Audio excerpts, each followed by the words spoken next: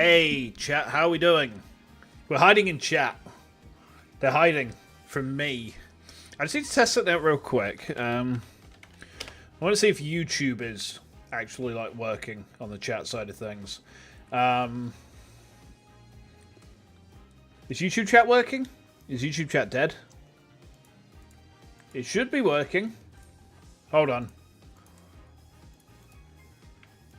I think YouTube chat's dead, you know, chat.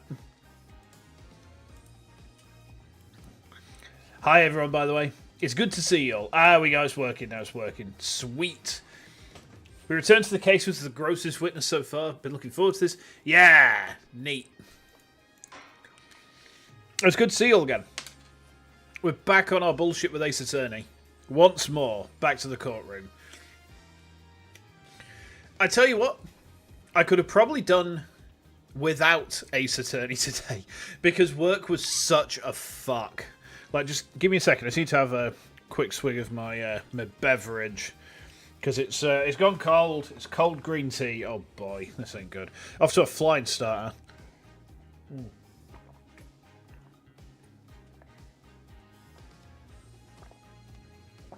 There we go. There we go. Right. Let's jump straight back in. Message received 5 out of 5. You pulled the solution. Fair enough. Fair enough. No, I don't feel too bad. It's just work has been incredibly stressful today for a number of reasons. So hopefully this is going to cheer me up a bit. With Udgy's bald head. Yeah. Okay. So where exactly does this leave us, Apollo? Well, Drew Mission, who was killed, wasn't Drew Mission the forger, basically. What did he do, was he? Well, he was actually... Be gentle with Trucy's voice. Yeah.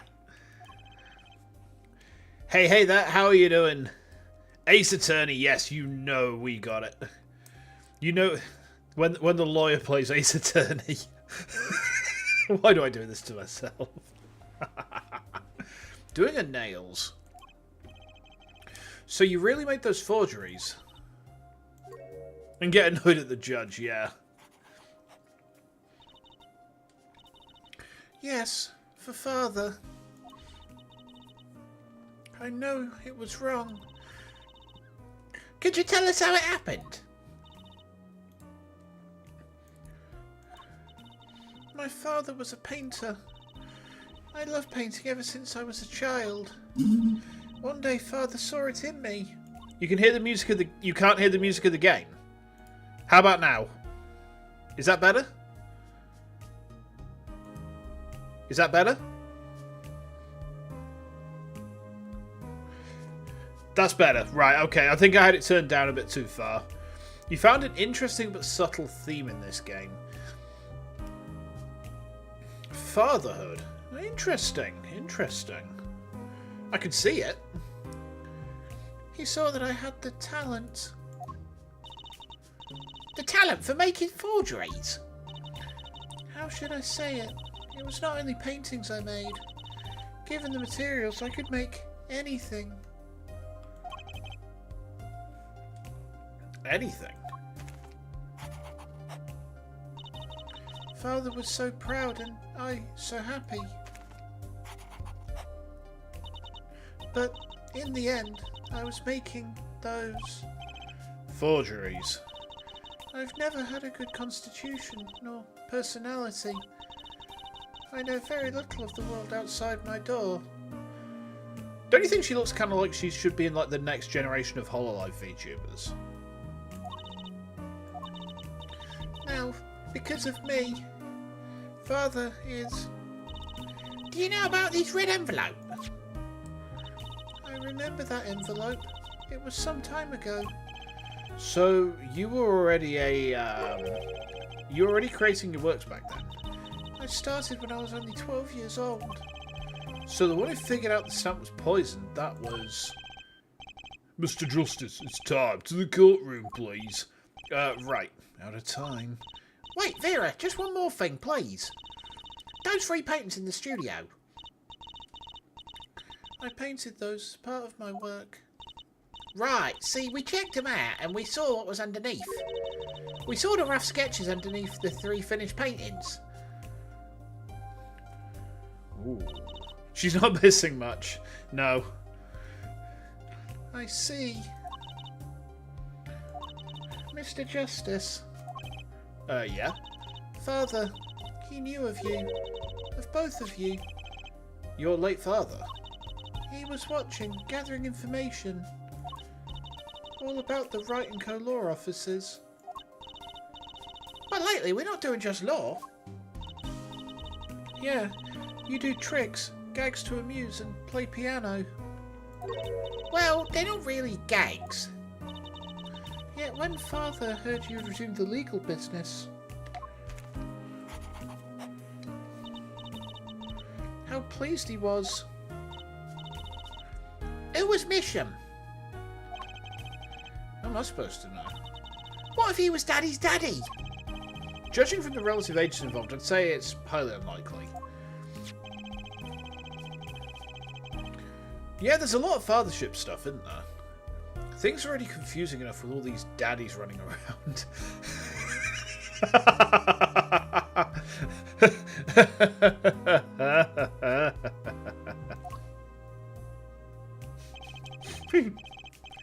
We know that the victim's daughter, Vera, was the forger. What does this mean for the case? Guess we're about to find out. Sorry, just a second. What was that? Probably my chair. Okay. Okay. You love the Misham's theme. Yeah, it's like Mission Impossible. Okay. She do have some cake, though, right? Court is now back in session. Vera seems pretty tense. She's practically chewing her fingernails clean off. Had 2 minutes of ad. Did you miss anything important? Just some dialogue and me getting something thrown at my face. Hold on.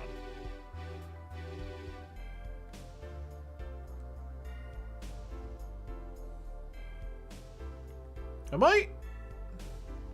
This seems relevant.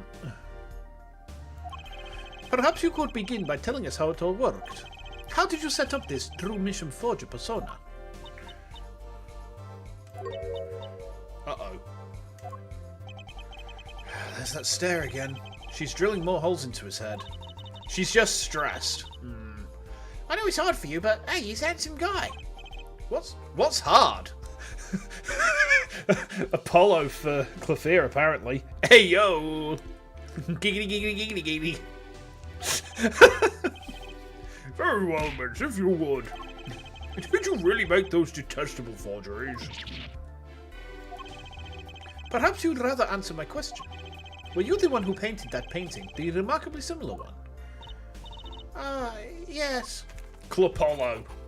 Yeah. Clopolo's going to lead to a very deep Clopai.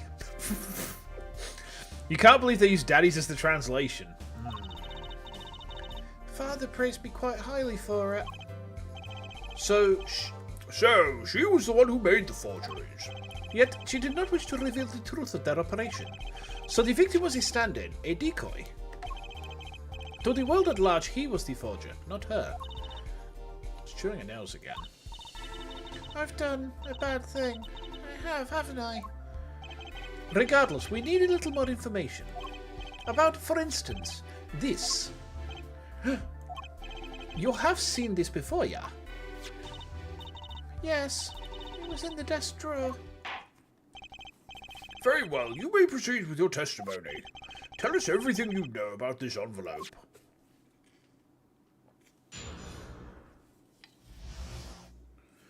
Okay. I created things and Father sold them. This envelope came after my first work. That was other than a painting. Father handled the deal, all of it. I received the stamp that was in the envelope. It was after that job that we moved to the current studio. Okay. There certainly was much of great interest in your testimony. Not that the witness realizes it. Very well, please begin the cross-examination. Right, okay. I need more information about this forger. This Drew Mission.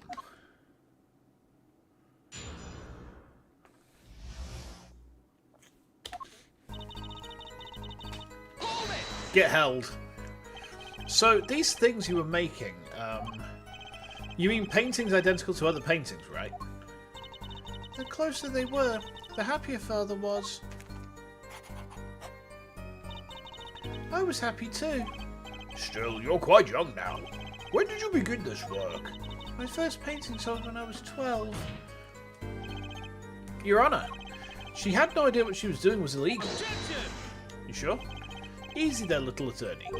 You're not here to defend her for the crime of forgery. True. Please, tell us more about this envelope. This envelope that may very well have killed your father. Alright.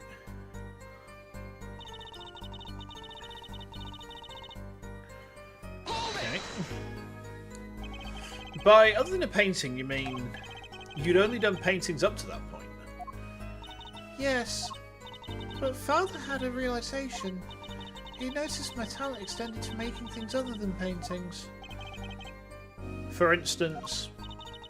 For instance, a letter someone had written, or a fingerprint left upon a cup, or a signature on a document, a seal upon a letter. None of this makes her sound very innocent at all. And the $100,000 promised in this letter was the start. The beginning of a new industry for Drew Mission. A new industry? The creation of items to be used in criminal proceedings. If she can replicate a fingerprint, she's a genius, yeah. 10 side S. Forging evidence, in other words. You could start connecting the dots that early.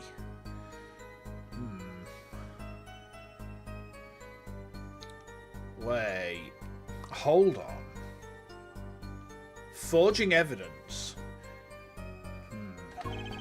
Uh-oh.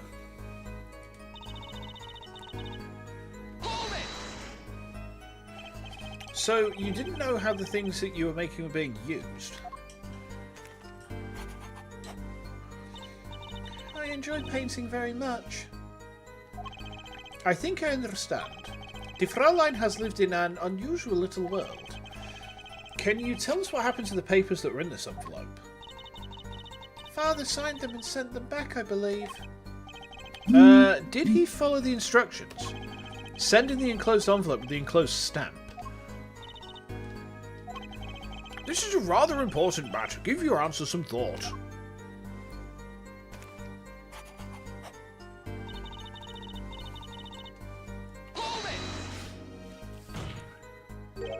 What do you mean you received it?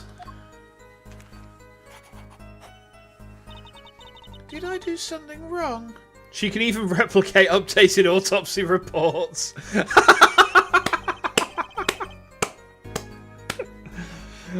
Dun dun dun.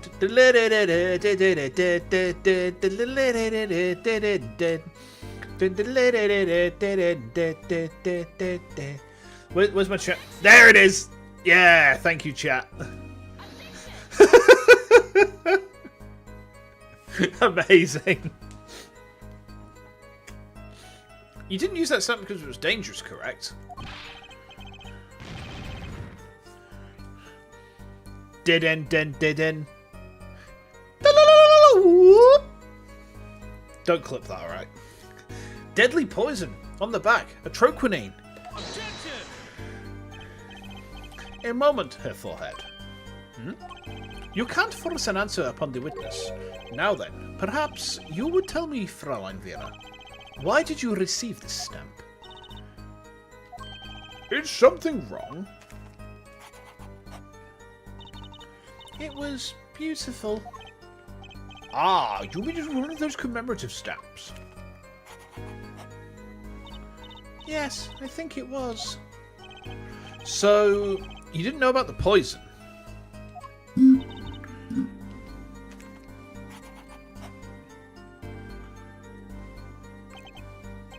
I guess not. So the trap failed by chance, by mistake. Thanks to this commemorative stamp. You think my phone's near my mic? What do you mean? My phone's near my mic? What?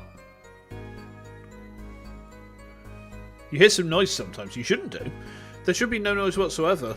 Oh, is it like like a phone vibrating? Oh, is it this? This noise? Like that? Oh, that's the mic. I'm moving the microphone stand. I'm moving the mic stand to kind of get the boom a bit closer to my mouth. Oh god, you scared me then. Quite the close call. Don't tell me they got on the wrong side of the stamp collector community. They can be ruthless, yeah. They're murderous. Sorry for the fright. That's all good. You mean you moved to where the current Drew studio is? Yes, we saw very few people there. I began drawing picture books. This single job had tied them to the criminal underworld.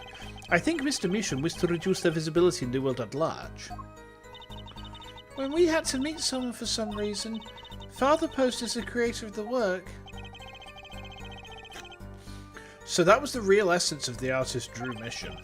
You did the work and he supplied the face. So, you really didn't know anything, did you? You had no idea how much danger you were in.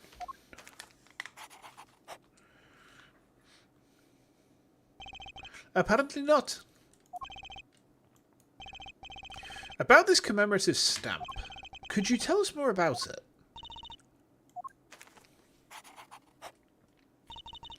It was very pretty, and more than that. Yeah? It was a picture of people I liked at the time. This is something new.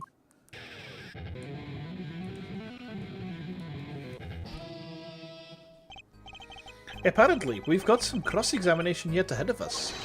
If you would be so kind as to continue your testimony, Fraulein.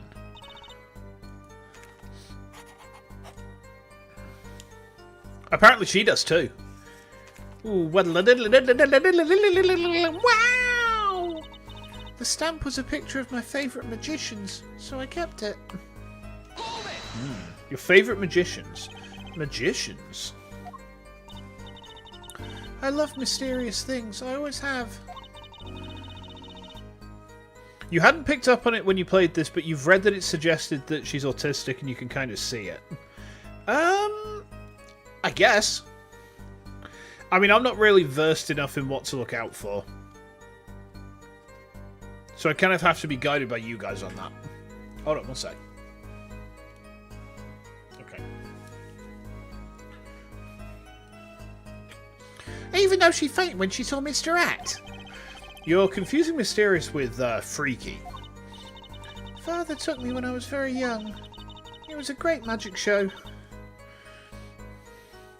You're autistic yourself, it's a vibe you're feeling. I mean, in my experience, people who are autistic tend to know. Like, it tends to be something they just kind of pick up on generally. So, you know, I think we can probably trust your expertise there. You know, it's... I'm trying to think, how do I word this without it sounding weird? But it's like, I guess almost like a sixth sense. Does that make sense? Is that the right way to describe it? I don't know. I mean, it's like... I've got quite a few family members who are, but I don't think I am. I've never been tested. But they always pick up on it, like, almost immediately. You know, it's very much kind of a... They're just kind of like, oh, one of us, one of us. I'm just watching, just like... This is something I don't know what's going on, but... Yeah. See? Ain't magic great? Fine, great, yeah, sure. No need to get all excited. But the magic troupe we saw disbanded soon after. It was quite sad. Did she just say what I think she said?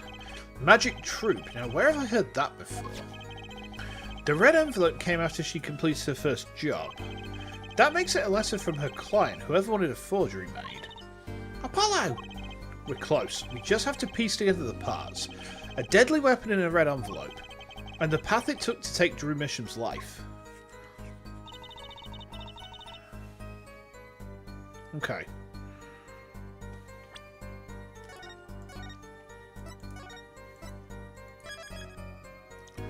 You didn't know the prosecutor was a talented air guitar player. He's got fiery fingers. Okay. So, she creates things, father sells them. The envelope comes after her first work other than a painting. Father handled the deal. Received the stamp that was in the envelope. It was after the job to move to the current studio. The stamp was a picture of my favourite magicians, so I kept it.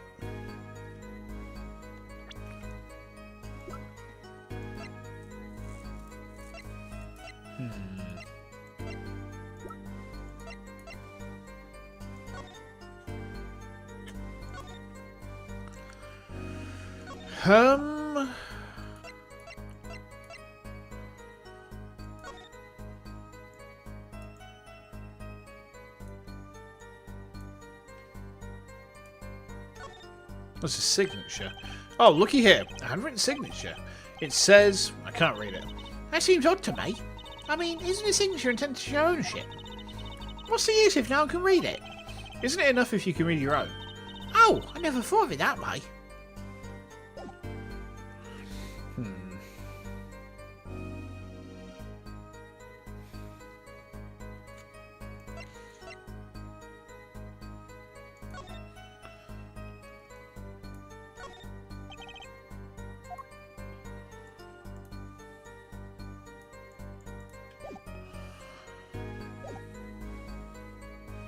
$70, I know. She seems to emote through the pictures rather than through her facial expressions. Yeah.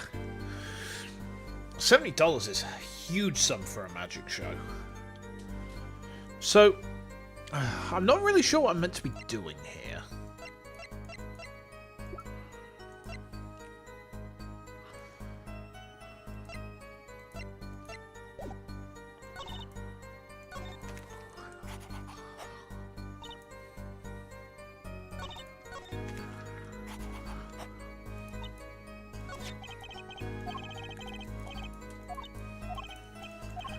A deadly weapon in a red envelope and the path it took.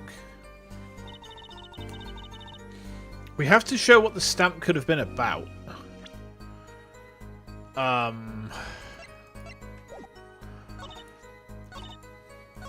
guess the only thing I can think of is the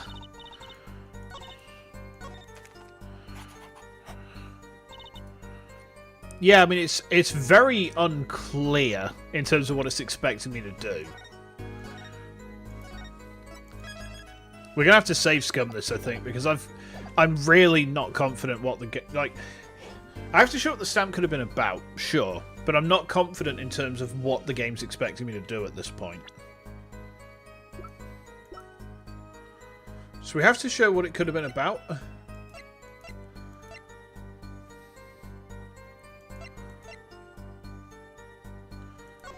Can we open this yet? I wonder. Don't think we can. No. I'll try and present this. Objection! Okay. Those magicians you liked. Was it this bunch?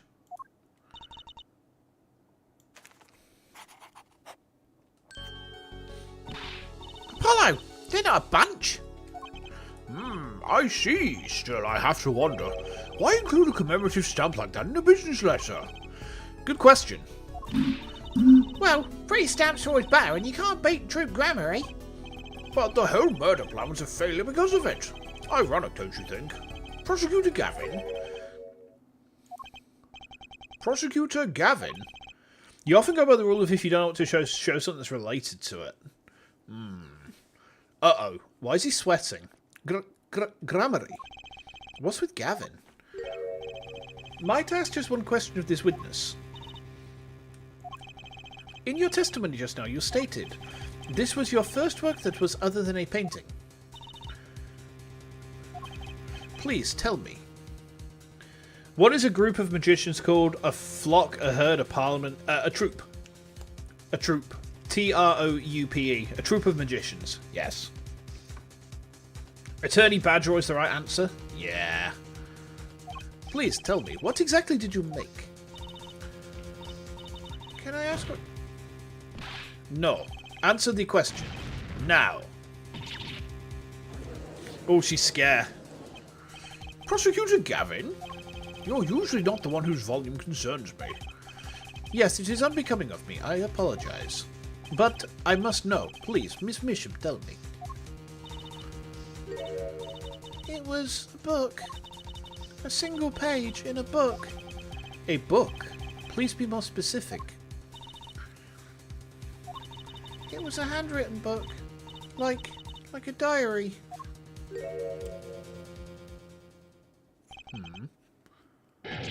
No! I don't know!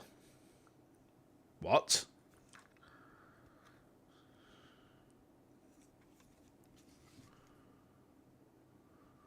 What's going on? What's wrong with Prosecutor Gavin? Looks like he just saw a ghost. Miss Misham, this book. Was there a picture of a silk hat on the back cover, yes or no? How did you know? Objection! Prosecutor Gavin, the defendant is answering all your questions. Stop badgering her. Mushroom, mushroom. He's told you nothing, has he? Your soiled, sullied mentor, nothing. Sullied? Who? Phoenix Wright. Who else? Daddy! He never told you about the trial 7 years ago. About how he came to lose his attorney's badge. It was a certain piece of evidence that decided his fate, you know. A certain diary. She must have wrote a page in his father's diary saying he was really proud of Gavin. On the back, it bore the mark of a silk hat. What? Phoenix Wright tossed out of the profession by false evidence. And the forger who made that evidence is this girl standing right in front of me.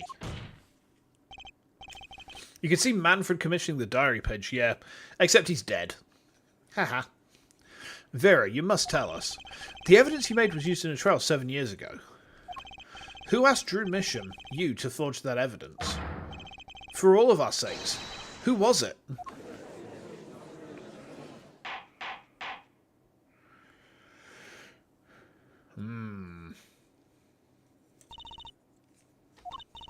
We only met once.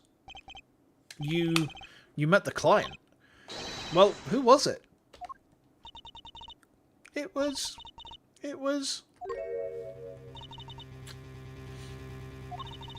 What's going on with Vera? She's staring at Prosecutor Gavin's face again. Yes, what? Is there something about me? I remember clearly. I remember who gave me the book, the diary. Who was it? Oh! Vera! Oh dear. The devil.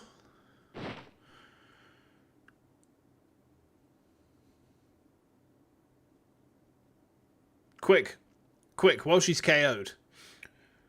Quick, while she's KO'd, let's very quickly take her drawing pad and draw penises in it. Examiners diagnose acute atroquinine poisoning. Wait, what? This ends the recording of the trial for the murder of Drew Misham. Vera Misham was, during the trial, poisoned by an unknown assailant. The dosage was just under the lethal amount, sparing the defendant's life. She's currently in intensive care and is not to be disturbed for any reason. A very simple case at first glance, until it finally began to show its true colours.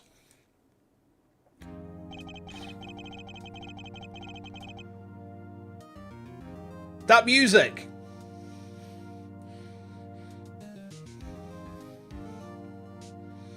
Oh, that's nostalgic.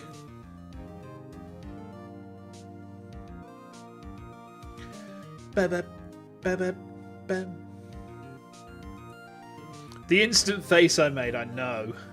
I can figure out how she got poisoned if I'm smart. Well, I have an idea. right? I have an idea about that. Let me cook this a second, Hades. And you can tell me if I'm smart or really fucking stupid. So,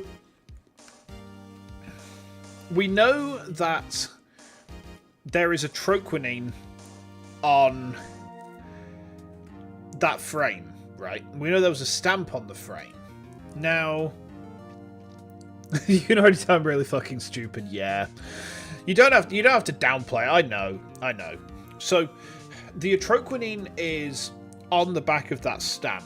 Now, the only other thing we have to go on, she hasn't licked the stamp. The stamp has failed. There has to be something else that she's been given, which has the stuff inside it. The only thing I can think of is she's been biting her nails a lot. So is it feasible? Like, if I get... Hold on, 1 second, chat. 1 second. What's that? Hang on.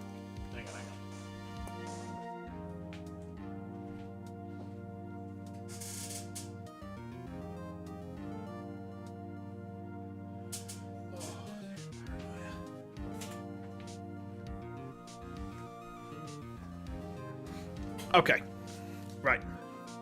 So, if biting her nails is poisoning her, it has to be something she's putting onto her nails. So it has to be that nail varnish. Someone's laced the nail varnish with poison. It's the only thing that makes any sense. The long road to the truth takes us to the record of another trial, which tells me a lot about the brains behind this case. They could come up with something like that. Someone... Were her nails painted? Not painted, they were varnished. So, just like varnished with clear lacquer.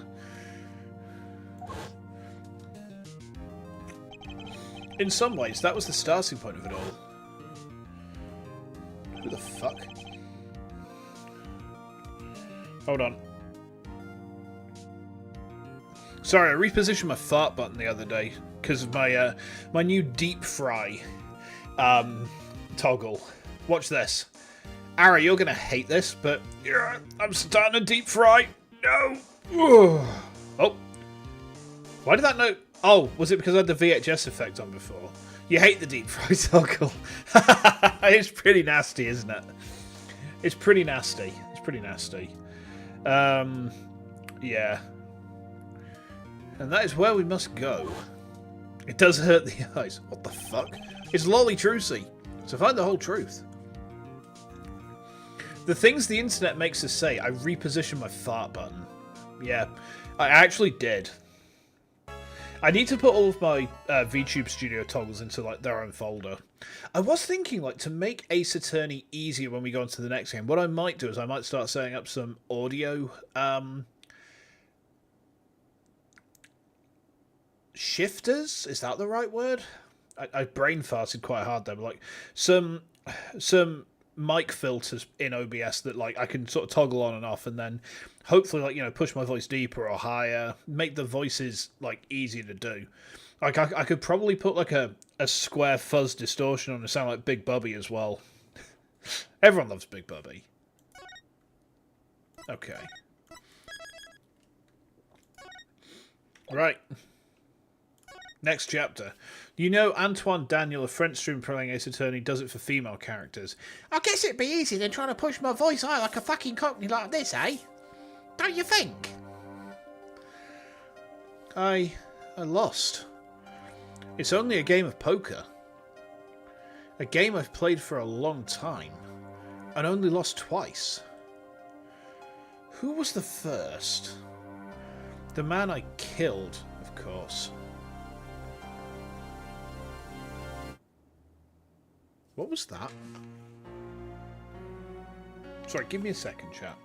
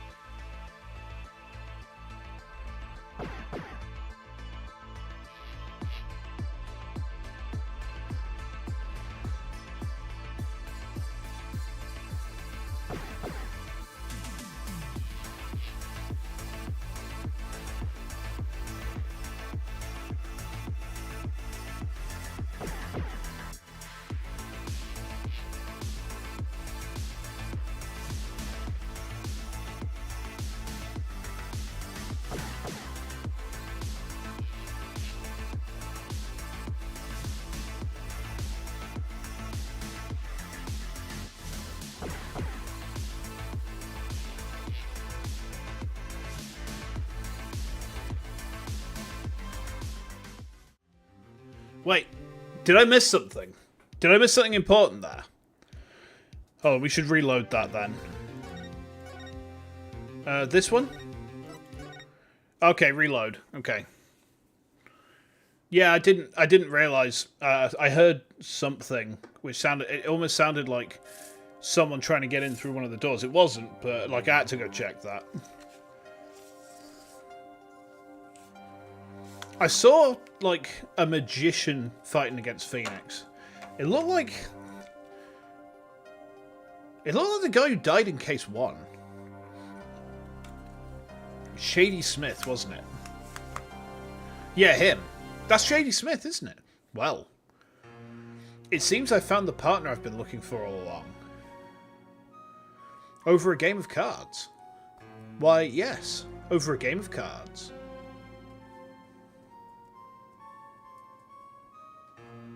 That was how we first met. 7 years ago.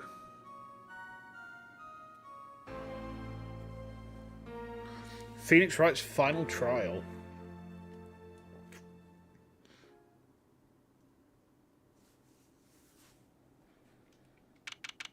April the 19th. 9:27, District Court Defendant, Lobby number 2.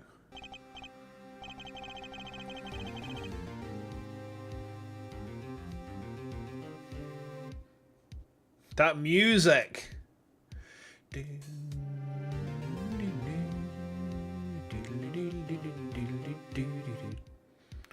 Beautiful. Oh, okay. It's been a long time since I felt like such a rookie. Gotta try and relax. Ah, good morning, Mr. Enigma. This means there'll be mechanics from the main series that will return. Wait, are we gonna have to fuck this guy with our magic truth rock? This Relius Clover looking ass. Great. First trilogy. Okay. Shady Smith. His first name makes you suspicious, but his last name was so ordinary it could put you at ease. Yeah. This is definitely Shady Smith. He has the same facial structure. He has the same sideburns. No need to say everything. I'll figure it out. He's kind of cracked with the shoulder muscles as well. Bro is ripped. I don't remember what his voice was. I'm sorry to have sprung this on you so suddenly. I received the files from your previous attorney only yesterday. Honestly, I'm not entirely sure I'm prepared. I understand I am asking the impossible of you. Yeah, well, you haven't really told me what happened yet. All we did was play cards. And that was enough. Actually, it wasn't. Trust me. Oh, shit. Oh, morning, Daddy. I'm so glad you came. You okay, Daddy? They picking on you? I am fine as always. This old boy's here to help me after all. That's young man to you. Oh, wrong voice. Good morning. That's a cute outfit you have on. Thanks. My first show's today, after all. Oh, I'm sure it is. What the heck is she talking about? Oh boy. Me? Look what he started. Here.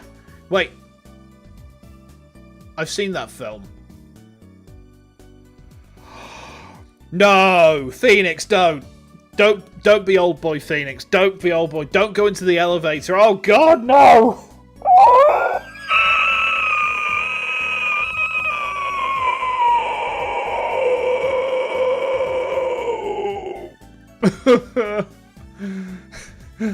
Should you be glad not to get the reference?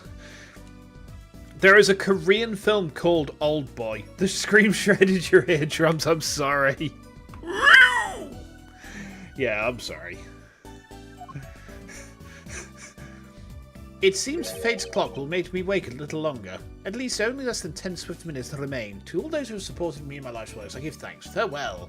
Magnifi Grammary. What's this? I don't know. I just got it over there in the hall.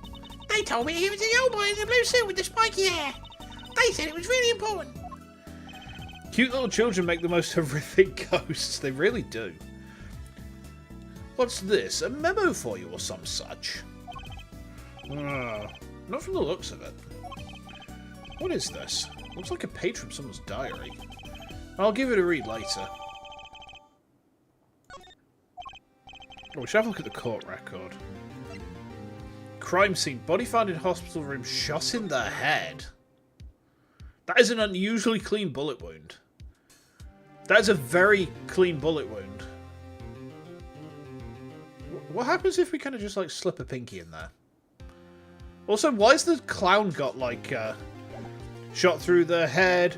But who's to blame? I will snort or some cocaine. Meh, meh, meh, meh, meh, meh, meh, meh, meh, meh, na na na na na. Ow. Okay. Okay. I'll stop the snorter. I'll stop the snorter. All right. Okay. Well, how do you feel about the trial today? We'll get through it somehow. Incidentally, the prosecutor today's a new guy, I hear. Ah, an easy win then, yes? They're calling him a true thoroughbred in the history of the prosecutor's office. Of course, there's one of those every year. The switching of attorneys just before the trial. I know it's a difficult situation I put you in, but allow me to say one thing, Mr. Wright. Yes? They will not be able to pronounce me guilty today. So do your best, but do not worry. First time a defendant's ever given me a pep speech. I'll do what I can. I see you do not understand. I understand that your laugh reminds me inherently of Damon Gant, and that scares me.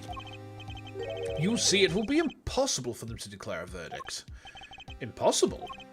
Yes, isn't that right, Trucy? Yep, you bet, Daddy. My first look at the case was only yesterday, and the information I was given was a tad bit lacking, to be honest. Still, I'll do what I can, for their sake. I believe the curtains will be lifting any time now. I'm in your capable hands, Mr. Wright. My client is Shady Enigma, known to the world as Zach Grammary. A wildly popular magician, star of troupe Grammary. His mentor, Magnifi Grammary, was a rare breed of magician. He single-handedly ushered in a golden age of stage magic until he was shot dead. And Zach Grammary is the suspect. Oh boy. Yes, this idiot chose Smith as his fake name. Oh boy.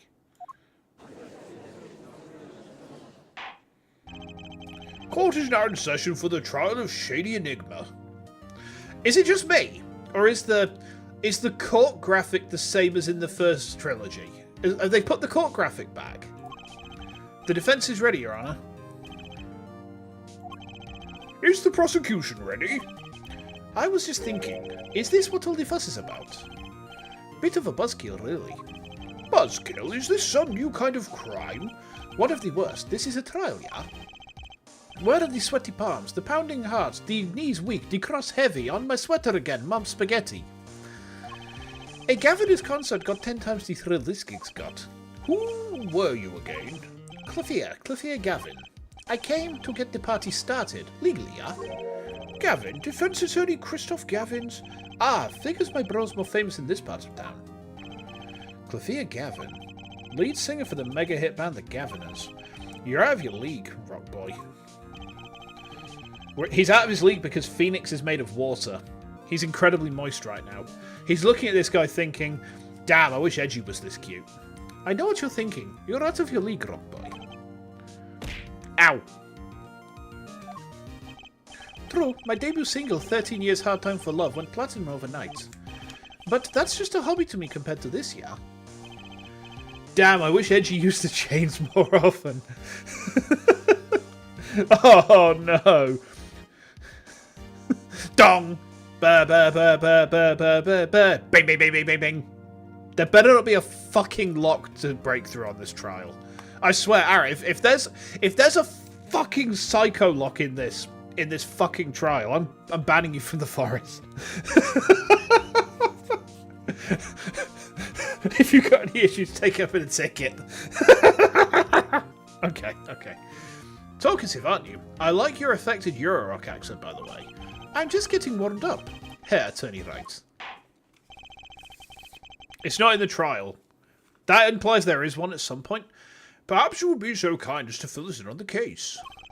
Achtung, baby. Time to call on the opening act. What was his name again? Ah, yes. Detective Gumshoe. Hit it.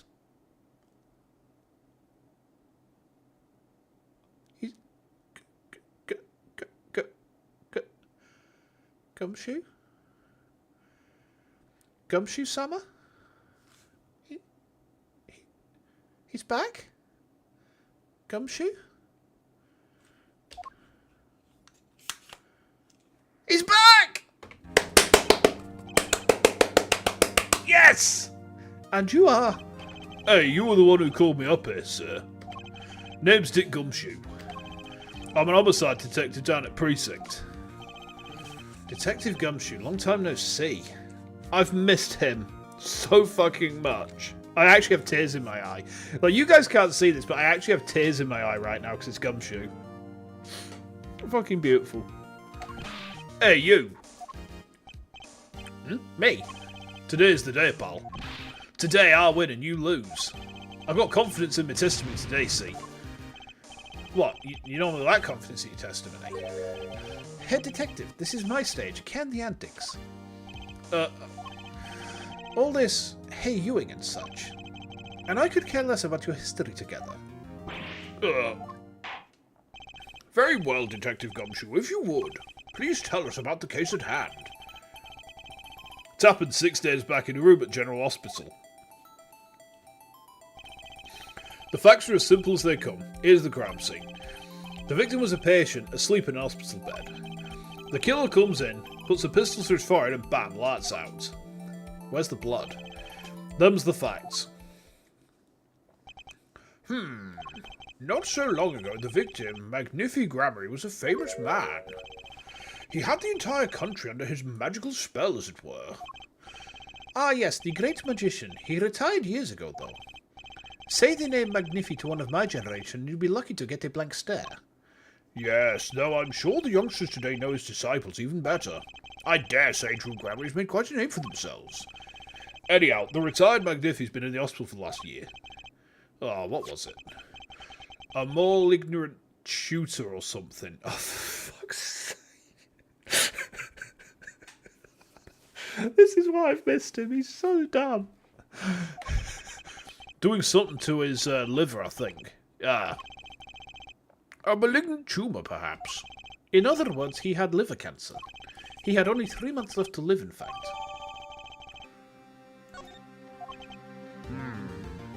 Let's have a look at that.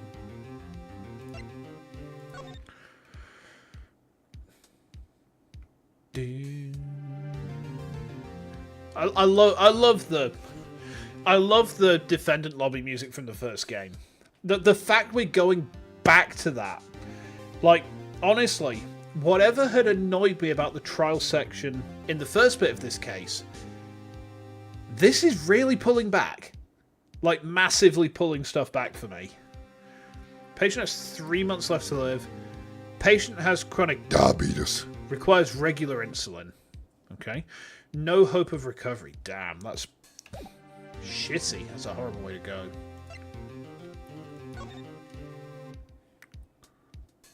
Cause of death, loss of blood from bullet wound. I mean, did a vampire take it out or what?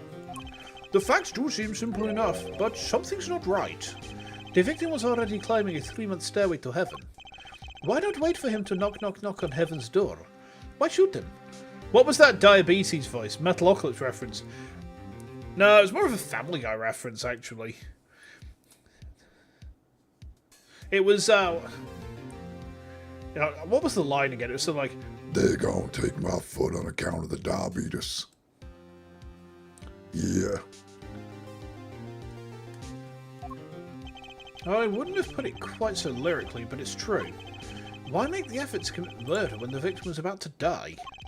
Incidentally, the victim had a serious case of diabetes. Diabetes? In fact, he was about to shoot up with insulin. When he was shot with a pistol, the syringe was found at the crime scene.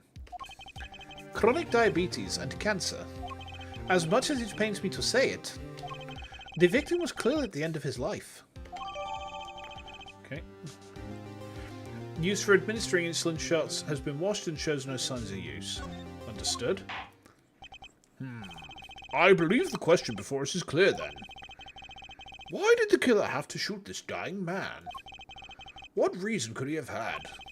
Very well, Detective. Perhaps you can enlighten us as to the circumstances of the shooting. Yes, sir. A question comes to mind. Shoot. Actually, the victim kind of ordered the defendant to do him in. A few days before it happened, the victim sent a letter ordering his own murder. The defendant did what was asked of him and shot the old man in his forehead. You kind of wonder if nobody shot him. The bullet was fired from the pistol found at the scene, no doubt about it. And the pistol definitely belonged to the old man, sir. Where's the blood? What? You're saying the victim ordered his own shooting? Those are the facts. I have here the letter in question. To my beloved student Zach, to you and... Come on, let me read the fucking thing. Okay. Let's have a look at that again. To you I entrust the task of lowering my life's curtain. Come on the 13th, 11:05 PM. I will ready a gun with which you will shoot one shot square in the forehead. You cannot refuse, and we both know the reason why. Interesting. Don't get focused too much on the blood. It's a bit of 45 cal magnum shot by a 14-year-old. Understood. Understood. Very unusual indeed. Although, could such a thing as a letter really cause one to pull the trigger, I wonder? I believe that the answer to that question can be found at the end of the letter. Ah, you cannot refuse, and we both know the reason why. Detective Gumshoe, can you explain this to the court? Unfortunately, even the defendant won't say a peep about that bit, sir. One thing bothers me about this. Why didn't he just say 11? Why have him come at 11:05 without some specific reason? The devil is in the details, Herr Attorney. Well, was there some reason? Is it a date? So, like, because this is an American game, it would be the 5th of November. As it turns out, there was, every night for half an hour starting at 11, the victim, Magnific Gramari, was given an IV. An IV. There it is in the picture off to the side of the bed. At 11 o'clock, a doctor would come to set up the IV. 30 minutes later, he would come back for the empty bag. This happened every night without fail. So that was the only time they could meet without the chance of an untimely interruption. Okay. During his IV. Very well, shall we begin? Mr. Wright, your cross-examination, if you would. What's this reason he couldn't refuse, I wonder? He could have at least mentioned it to me. Alright, let's cross-examine our dick.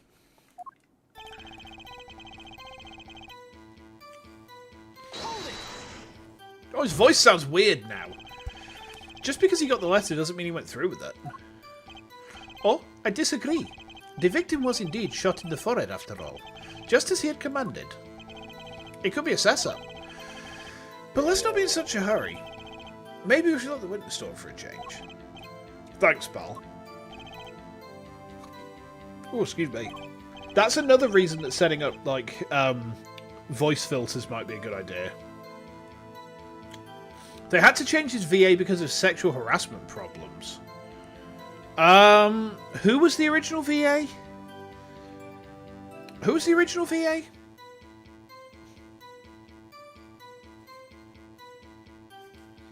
Because I heard this about another VA relatively recently on a game that I streamed. And that upset me a bit, if I'm honest.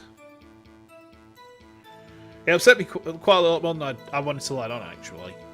Fine, I can play it slow as well as I can play it fast. On with the testimony, Detective Gumshaw. It was Resident Evil. Resident Evil. And this letter was sent by the victim.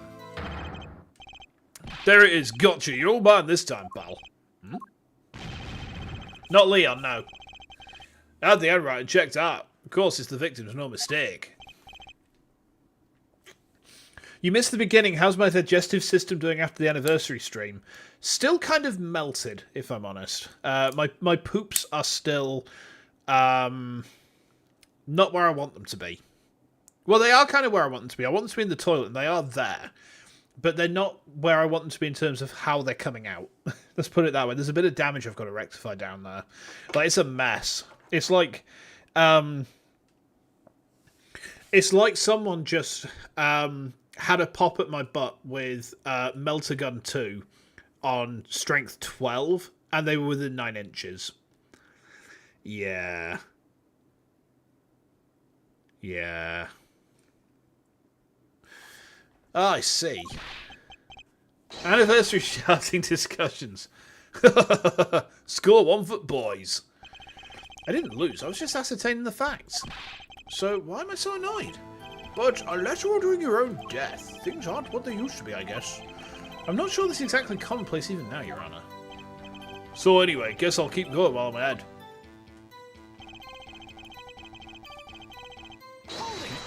Hold it!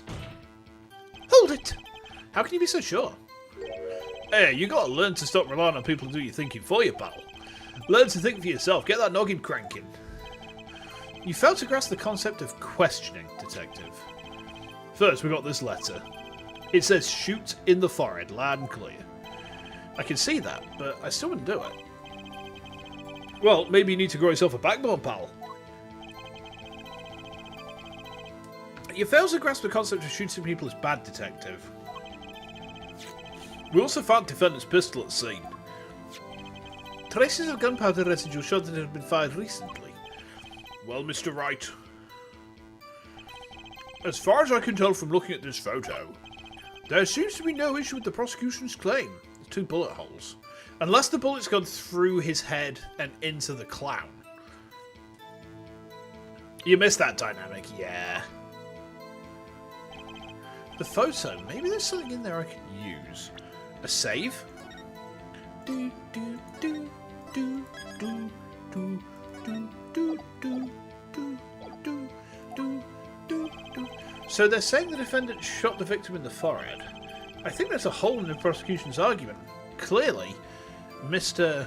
Enigma shot something else. Looking at this photo, another possibility occurs to me. Yes? What does the letter tell us? That the defendant had a reason he couldn't refuse his teacher's wishes. Bingo, pal. That's why the defendant bopped him one in the forehead. They just had to get rid of the witness or they hated clowns. How many more games is it until we get to the Clussy? Oh, the defence disagrees. You see, the defendant had another choice he could make. Objection! What? And you can prove that with this photo? I can prove he had a choice, yeah. At least 2 more if we do the investigations game as well. Okay. The defendant might have fired like he was ordered, but he didn't shoot the victim's forehead. Well, let's hear what you're thinking, Mr. Wright. If he didn't shoot the victim's forehead, what did the defendant shoot? The clown. Wait, hang on.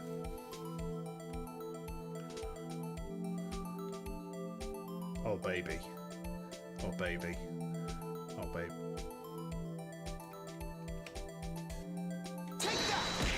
Ow! So the bullet hole was the true Clussy. Yes! The clown doll. Take a closer look. See? It's been shot in the forehead too. Ah! There's a hole in its forehead. Yes, and a hole in the prosecution's claim. Ha! And I suppose you have a reason as to why he'd shoot the clown doll. He didn't just shoot the doll. He shot the doll's forehead. His forehead. Ah! Let's read the orders once more, shall we? You will shoot one shot square in the forehead, which is exactly what he did. He shot the clown doll square in the forehead.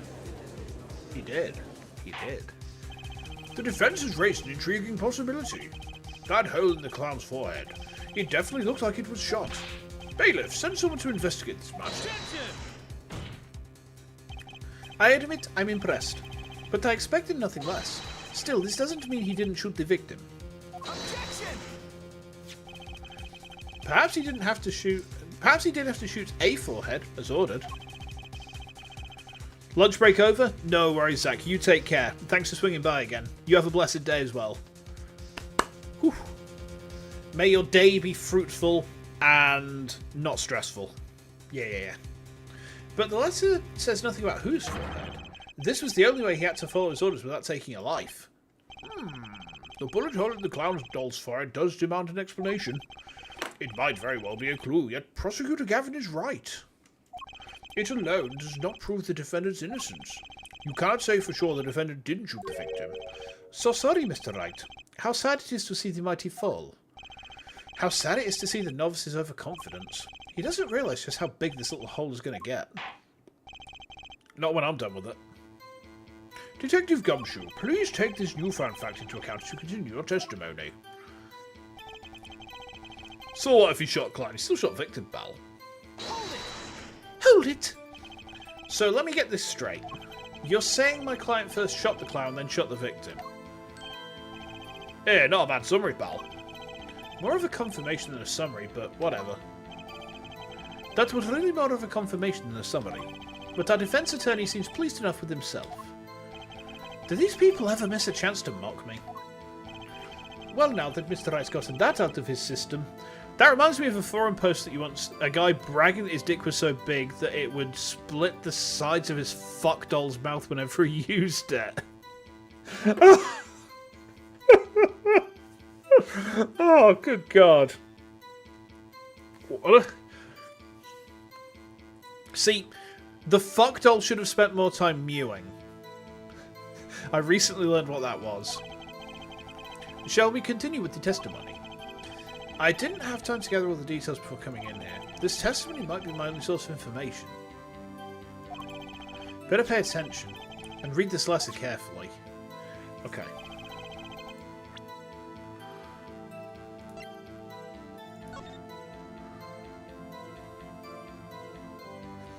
Fate's clock will make me wait a little longer.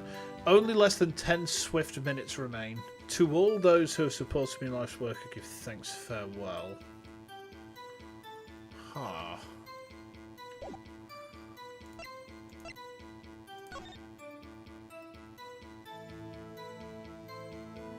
Come on the 13th, 11:05, are ready to come, which you will shoot one shot square in the forehead.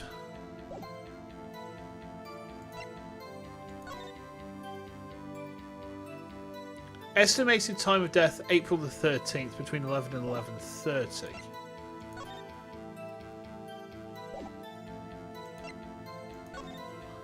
Okay.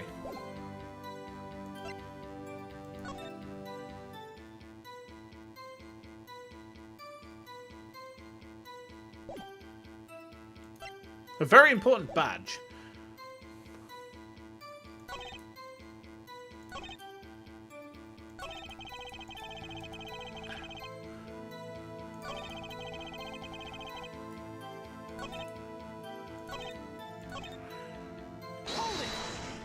Hold it! You mean this pistol, the one in the crime scene photo? That's the one. It's a funny looking gun, so there's no mistaking it. We compared the bullet taken from the victim's skull with the bullet fired from this gun. The rifling marks on the bullet were a perfect match. Why is there rifling on a flintlock? So, you verified the murder weapon, in other words? You bet we did.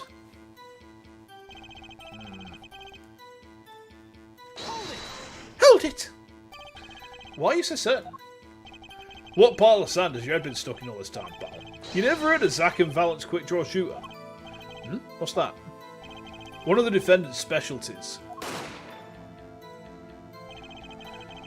Zach and Valent stand on either side of the girl. Then they shoot. But the bullets don't hit her. Instead, they hit everything else on stage. This is one of the pistols they used in their show. Got a great designer. The kids love it. Many boys and girls joined the police because of that pistol, I hear. You know, that would explain a lot about the police force. Troop Grammar stopped doing that act a while ago. The old man held onto that pistol ever since. Why? The court would like to see the pistol in question. You got it, sir. Here she is. Well, this truly is a blast from the past. It's a stage pistol for magic shows, see. But it can fire real bullets. It looks so much bigger in real life than on TV. Ah, but it can only hold one round. By the way, the pistol's firing chamber's empty. And it shows traces haven't been fired recently. So, were any fingerprints found on the gun? Unfortunately, no. Of course, the defendant is known for wearing gloves.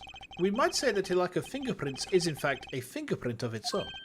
Aha, intriguing point, well made. Whoa, whoa, whoa, not well made, not intriguing. In any case, the court accepts this evidence. Okay. My grandchild will get a kick out of seeing this.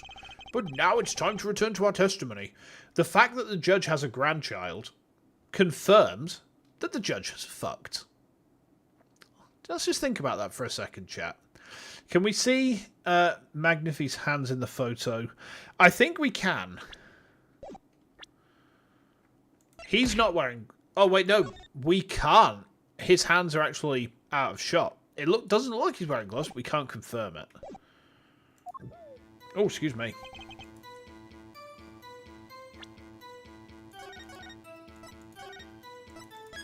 Okay. So... let's have a look at the gun.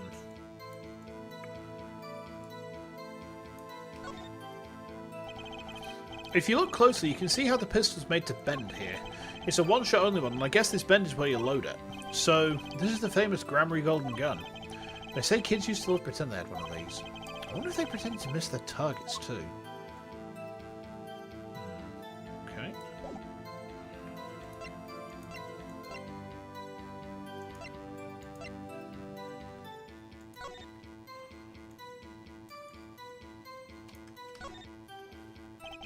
I always hated getting shots.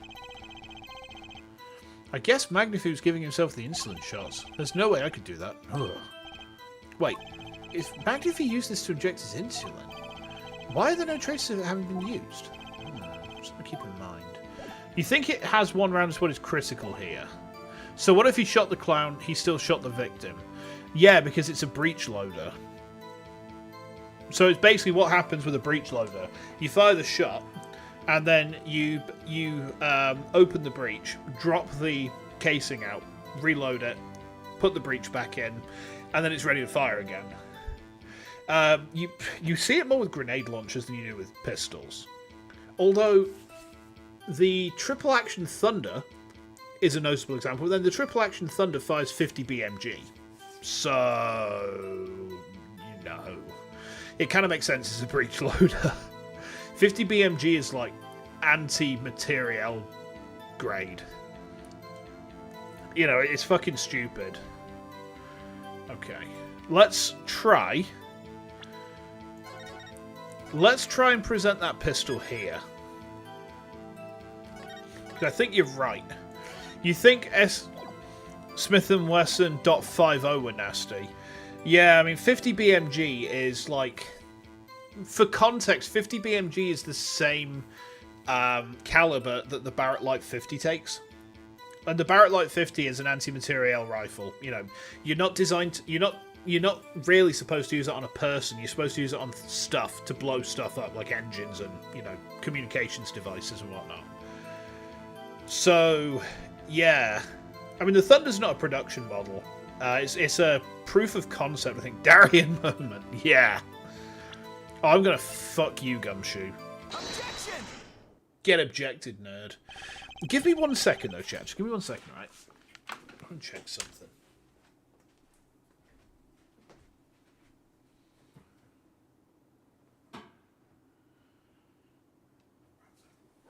Rampant. Okay. Oh. Sorry, chat. The paranoia's been kind of rampant lately for me. Okay. The trickiest cases often seem the simplest. Prosecutor Gavin, you missed the bullet hole in the clown's forehead. If you hadn't missed that, you might have come to a very different conclusion. Understand? Yeah, but like I just said, pal. After he shot the clown in the forehead, he went and... Objection! Did nothing of the sort to the victim. The pistol proves he couldn't. The murder weapon? How? It's quite simple, Your Honour. This pistol only holds one bullet at a time. Ah! If he had shot the clown in the forehead, he couldn't have shot the victim too. Objection! The music! They're treating me. That's not a contradiction, not even close. All he had to do was reload the pistol after the first shot. Objection! Oh? Where do you get the extra bullet? They're not so easy to come by, you know.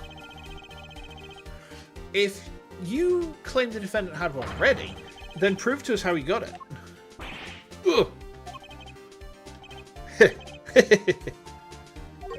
I had a feeling this wasn't over yet. No, this party's just getting started. And I haven't proven anything yet beyond my good looks and starting record sales.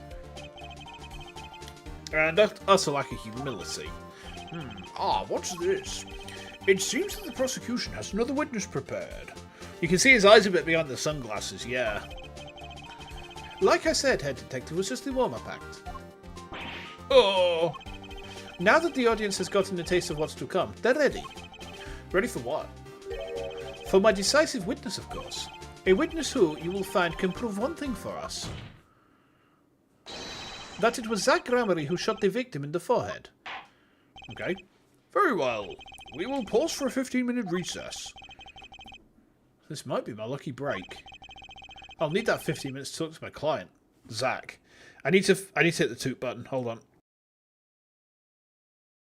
Okay, there we go. Court is adjourned.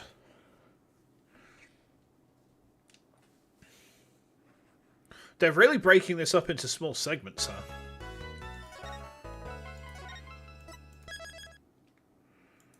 Okay. Let's go.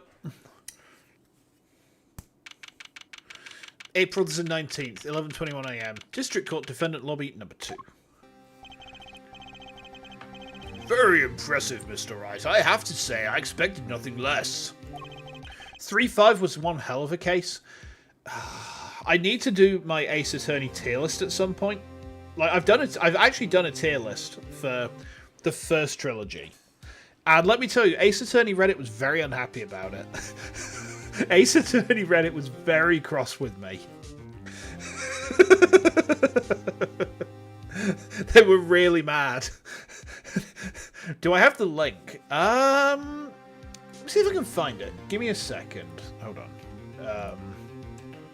Ace Attorney Reddit.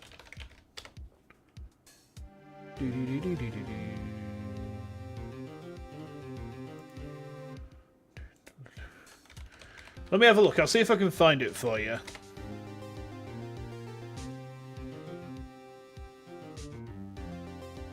Is it that one? No. Hold on.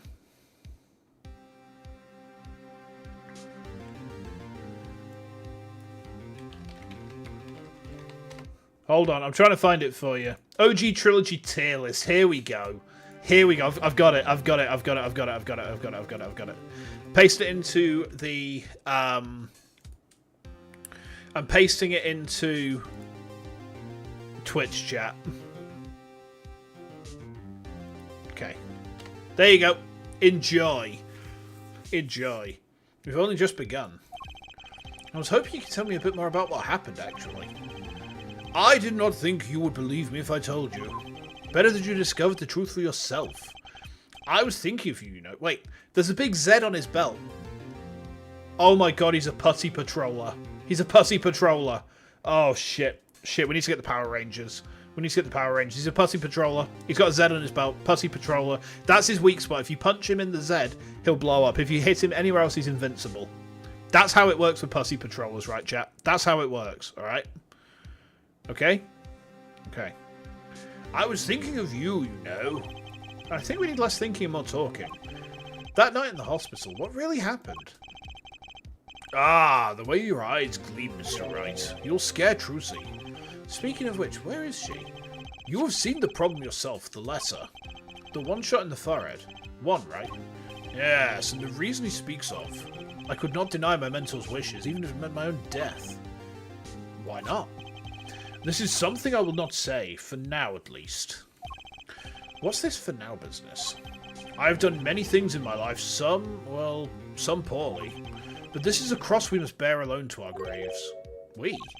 You wanted to know about the night of the incident?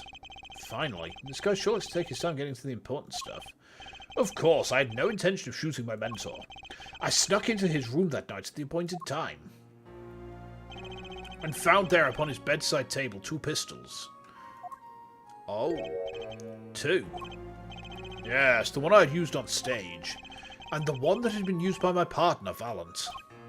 Oh, for the Zack and Valent's quick draw thing. My mentor had the look of one sleeping. I stood by his bedside, hearing only the light sound of his breathing. Then I took the pistol into my hand.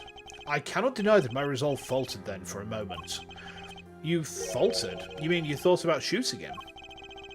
Recall there was a reason I could not refuse his request. His last such request, though not his first. So, there were other requests you couldn't refuse before. To be honest, I've not always been steadfast, and I fear I've brought pain upon Trucy. Was Magnifi coercing his disciples somehow? Just what was going on in Troop Grammary? Yet, in the end, I did not shoot him. Instead, I turned and shot the clown. I took the pistol I'd fired and placed it in my pocket. In your pocket? I believe if you examine the bullet in the clown's head, you will find it to be different than the one in my mentor. The... what were those called? Rifling marks. Yes, well, that is all I have to tell you. Concerning the case. Concerning the case? You mean there's something else you can tell me? Ha ha ha ha ha! You are a fascinating man, Mr. Wright. Thanks? Yes, there is something. My mentor, his eyes opened. What? Magnifi Grammary. The old devil, he was not asleep, you see. Of course, the gunshot would have woken him anyway. You're getting Fey Clan vibes with the mess with the Grammar internal politics, yeah. See, he's got the same, like, moustache setup as Shady Smith had, so I kind of wonder if, like... Zack is definitely Shady Smith, right? So, I wonder if he took on that facial hair to kind of mimic his master. And there we had our last discussion as mentor and pupil. It was not a long discussion, maybe 5-10 minutes or so. What did you talk about? Haha, Mr. Wright, did I not just tell you? It does not concern this case. Zack Grammar, he seems pretty steadfast to me, or maybe just stubborn. Mr. Wright, your presence is requested in courtroom. Once again, I am in your hands. Right, let's get back in there. By the way, Hades, how long, or Cyber, actually, you'd know this. How long is this case from where we are now? Like, have we got quite a chunk of this to go? Just for the purposes of planning out. Because I'm trying to get back to Ace Attorney as like a regular thing again. Court is now back in session. During our recess, a bullet was found in and dug out from the clown's head. Well, this is news. And the rifling marks. You can't recall exactly, but we're not finishing this today. That's all I need to know. That's all I need to know. If there's a big chunk of it left to go, it's more for planning, so that what I don't want to happen is we get to a point where we've got like an hour left of the case. And then we're trying to split it up to go into the next game. So I like to keep each individual game separate to each other. So, yeah. There wasn't time to do a detailed analysis, though they did find the weapon type matches the murder weapon. Well, that's not very conclusive, is it? Which is why I'm about to call my very decisive witness. Is he going to call Valent? How many times have I heard those words? Though, they often turn out to be far less decisive than you think. Hold on just a second again, chat. What's that?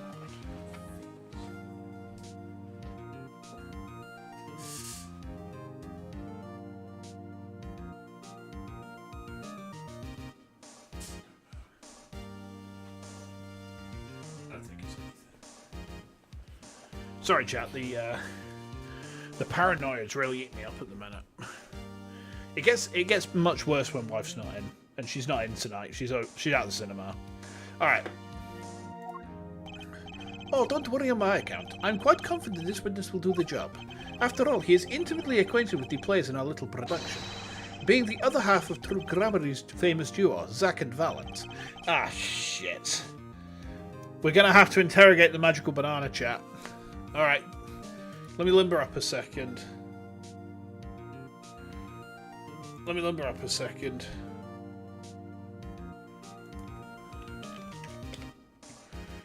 Oh, hang on. Okay.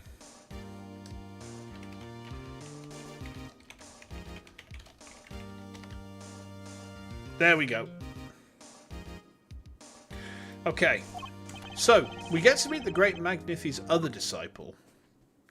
Oh, look at him! It's the magic banana! Perhaps I'll start by asking your name and occupation. Valen Grammary. Magician. You're the decisive witness, are you? You can prove your fellow student your partner's guilt. Fate, the grand illusion filled with traps and tricks. Yeah, he's a fucking smooth chin. Wait, the shooting took place in that hospital after 11 o'clock at night. If you're a witness, does that mean you were there that late? If one were to deduce this logically, the conclusion is yes. Okay. I always get the characters, don't I? I have an interesting fact for you. You'll see, several days before the crime, my witness received this. That looks very familiar. Wait.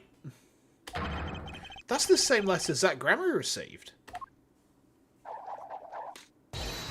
Yes, or perhaps I should say, ta-da! Order, order, order! And what does it say? Surely not the same thing. Perhaps you should see for yourself. To my beloved student Valent, to you I entrust the task of lowering my life's curtain. Come on the 13th, 11:20.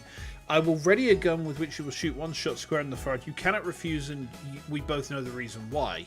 11:20? Why, it's practically the same. The court accepts this into evidence. This is most unusual. Exactly what was going on with you folks? What exactly was your true Grammary up to? By which you mean? I'm just having trouble envisioning a man who would ask his students to kill him. Both of them, no less. It's just my opinion, Judge. But from these letters, I'd say he was coercing them and not asking them. We walk the magician's path together, and in so doing share much of our lives. And much of our penises. When people are so close, there is a strain, a warping of relations and bumholes, you might say. Yet this has nothing to do with the case at hand, or in their hands. I should stop. By which you mean you're not going to tell us. Which makes me wonder even more about this reason they couldn't refuse. Well, let's get on with the testimony for starters. The defendant, Zack Grammary, stands accused. Tell us why. Oh, I'll do more than that. For where he walks, the red roses rise singing hymns to the miracle that is magic. Fascinating, though I hardly need to remind you that the evidence could just as clearly point to you as the suspect. The letter, the murder weapon, and now the 2 bullets found at the scene. In fact, the only difference seems to be the designated time. As every magician knows, timing is everything. Yes. Yes, and now it's time to get this party fired up.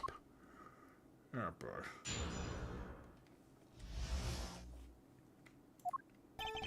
That night, I visited the hospital room at the time Magnifi requested. The smell of gunpowder hung in the room, and my mentor had taken his final bow. I did not imagine my fellow student might have received the same instructions. Yet a deal with the dead is still a deal. Death's sweet kiss I gave to the clown. Then I informed the doctor and the police. So he's saying he shot the clown. So you were the one who reported the crime? Indeed, I would think. This fact alone would clear my name of suspicion. Let's not jump to any conclusions. Yes, the cross-examination generally comes before the conclusions in this court. But if your testimony proves to be true, then the defendant, Zack Grammary, is guilty. And if it wasn't Zack Grammary, then the killer was you, Valent. You gotta go. No worries, Hades. Enjoy your food. This is normally about the sort of time that you take your din-dins, so yeah, enjoy the burgers, or pasta, or pizza, or whatever food it is you're partaking of, enjoy. And maybe we'll see you a bit later, if not, maybe tomorrow. If we don't see you later on tonight, though, have a great rest of your day, alright? And thanks for swinging by again. And now, we're gonna pull the curtain down on this old man's corpse. And we're gonna do things to that bullet hole. Just you and me, chat.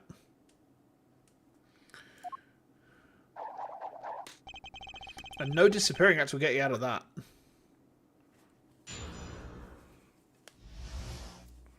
Okay. So. What's this about his axe wound? That's not a banana, it's a long lemon. Hello, Arcane, welcome. Well, baby, I'm thinking about your axe wound. Well, baby, I'm thinking about your gash. Well, baby, I'm thinking about your axe wound. Thinking about your gash. We're going back to those classics from when we were in like year 9. Holy shit, that's a blast from the past. You bring the member berries. Which was, according to the letter 11:20 PM, member berries. You member when Mume ate the berries. I understand. Indeed. In magic, timing is everything. Right. Consider the illusion of teleportation. If I were to appear on stage before my stunt double is left, how would that look? Why, it would reveal the very secrets of my magic. Now that you've revealed the very secrets of your magic for all of us, let's move on. You entered the designated time, and what did you see? Okay. Hold it! So, you weren't worried for your own safety at all? I mean, you smell gunpowder, yes? What if the chutes were still nearby? I did not consider this, to be honest. It is forbidden for a magician to have a very good imagination. Really? Isn't magic all about illusions and imagination? How about this? You were the shooter, which is why you weren't afraid. Now you are the one imagining. It is forbidden for a lawyer to have a good imagination. The witness will refrain from pausing so suspiciously before responding. My forbidden imagination is starting to imagine things. I daren't even think what's going through the judge's head right now. What perversions lie within this old man's head? What's he thinking of? What are his Pixiv tags? What are this old man's Pixiv tags? Like, what categories is he into? What stuff is the judge into? What's the judge's kink? Can we shame it? These are questions that I have to ask myself, chat. And I hope you ask them with me as we go on this journey of discovery together.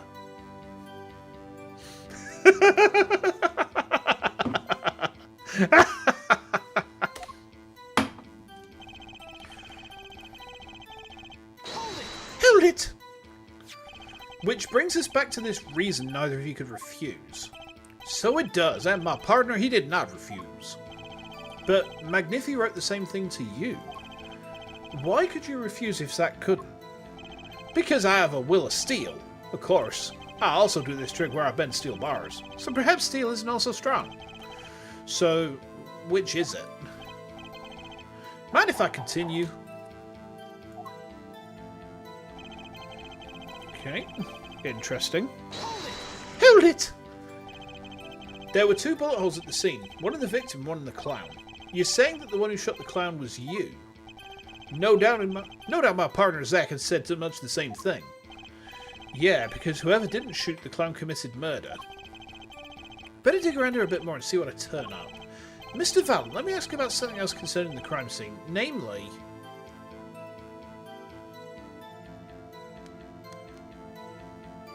the bullet in the pistol. In order to shoot a pistol, you need a bullet. Where was the bullet? I entered the room and took the pistol in my hand. The bullet was already loaded, ready to fire at any time. A magician is always prepared, you see. Prepared for... one never knows when a miracle will be called for. A magician always has 7 doves in his pocket and a white rabbit up each sleeve. Clearly, we're dealing with a professional here.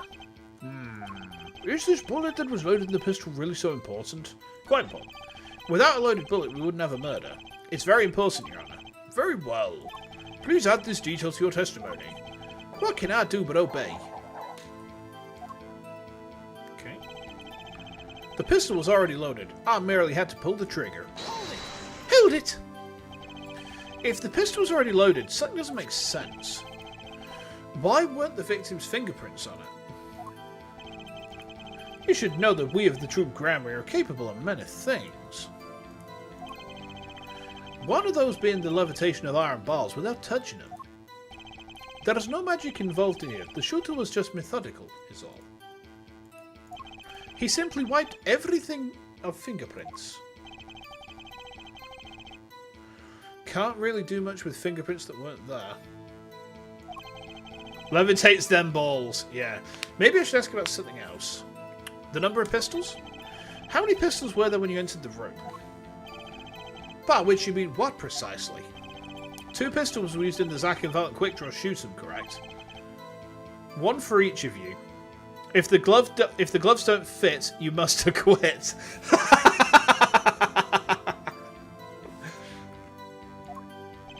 You are well informed, yet only one of my old friends said in the hospital room that night.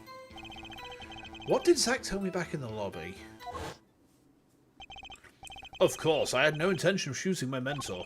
I snuck into his room that night at the appointed time, and found there upon his bedside table 2 pistols. Hey, Ara, welcome back. I took the pistol I had fired, and I placed it in my pocket. I see no problem with that statement. Only 1 pistol is visible in the photograph of this crime scene, after all. So you picked up that pistol and fired it? Indeed I did. Alakazam, Alakazing, Alakaboom, Abracadabra, Mewtwo.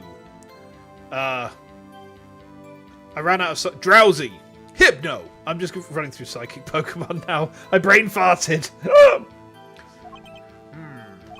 Is the number of pistols really so important? But the number of pistols is quite important, Your Honor. Very well. Please add this detail to your testimony. What can I do but obey? Mr. Mime! Do you guys ever, like, think about Mr. Mime and Ash's mum just getting it on back at Pallet Town? I think about that sometimes. I think about the Roman Empire more than that, but I still think about it occasionally. Hold it! It's canon at that point, oh boy.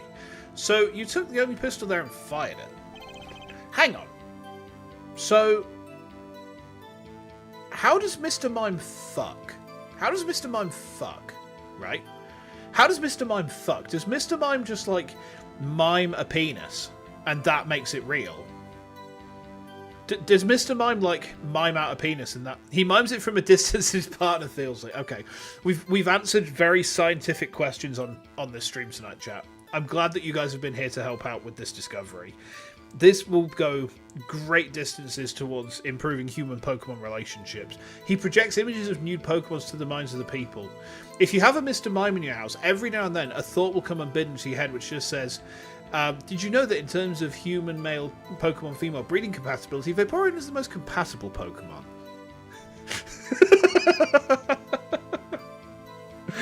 Why am I like this? It's brain damage. It's brain damage, chat. That's correct. And that pistol was this one, which was left at the crime scene. Good show. I see you too are a magician of sorts. Except Mr. Mime would make it about itself. I don't know. Like, what if Mr. Mime has a male trainer? Is Mr. Mime, like, pan? Perhaps? Is Mr. Mime into everyone? I don't know. I'm not going to judge what Mr. Mime's into, or who Mr. Mime's attracted to. Isn't compatibility a bad thing? You really don't want to knock up your own pet. I mean, is my pet one of the cat girls from Nekapara? That's the question you've got to ask in this situation, Cyber. Is the pet in question a cat girl maid? Mr. Mimes can be female. They can. I thought they were a monogendered species. I mean, I've not played for a long time, so I could be misunderstanding something here. So all this talk of Vaporeon scared a couple of people away, chat. Unfortunate, but 50-50. Oh, okay. I've learned something today. You're an idiot of sorts. Do you have any idea what you just said? I see the fire in your eyes as you glare at the witness. So how about heating up this trial a bit? These slow ballads bore me. I've got a hunch, but maybe that's all it is. Maybe I should ask about something else? The location of the pistol? We've asked about the bullet. We've asked about the number of pistols. Let's ask about the location. Where exactly was the pistol when you entered the room? Atop a small bedside table it was. As if to say, here I am, take me into your hand, pull my trigger, shoot him. The victim clearly wanted to be shot. But why? Perhaps he wanted to go out with a bang? Here's the thing. Mermaids have starfish bras. Their mouths are in the middle underneath. They hold onto the nips. Yeah. The other thing is, have you seen a starfish mouth? It's horrifying. What did he say about the number of pistols? He said... he said there were 2. And we already know from what Zach's told us that there couldn't have been 2 if we went in at 11:20. Is the location of the pistol that important? Not important. Actually, let me ask you about something else. Very well. The witness may continue with the testimony. What can I do but obey? Okay. Only 1 pistol was in the hospital room that night. With it, I shot the clown.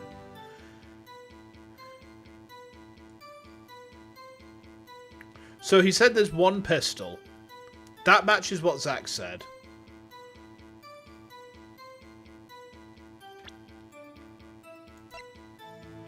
Pistols on a bedside table. Makes sense. What was it he said about the other question? Hold it! So you took the pistol there and fired it. That's correct. And that pistol was this one, which was left at the crime scene. Oh, and we've gone through this dialogue. We can skip through this. The bullet in the pistol. That's the only thing we don't have.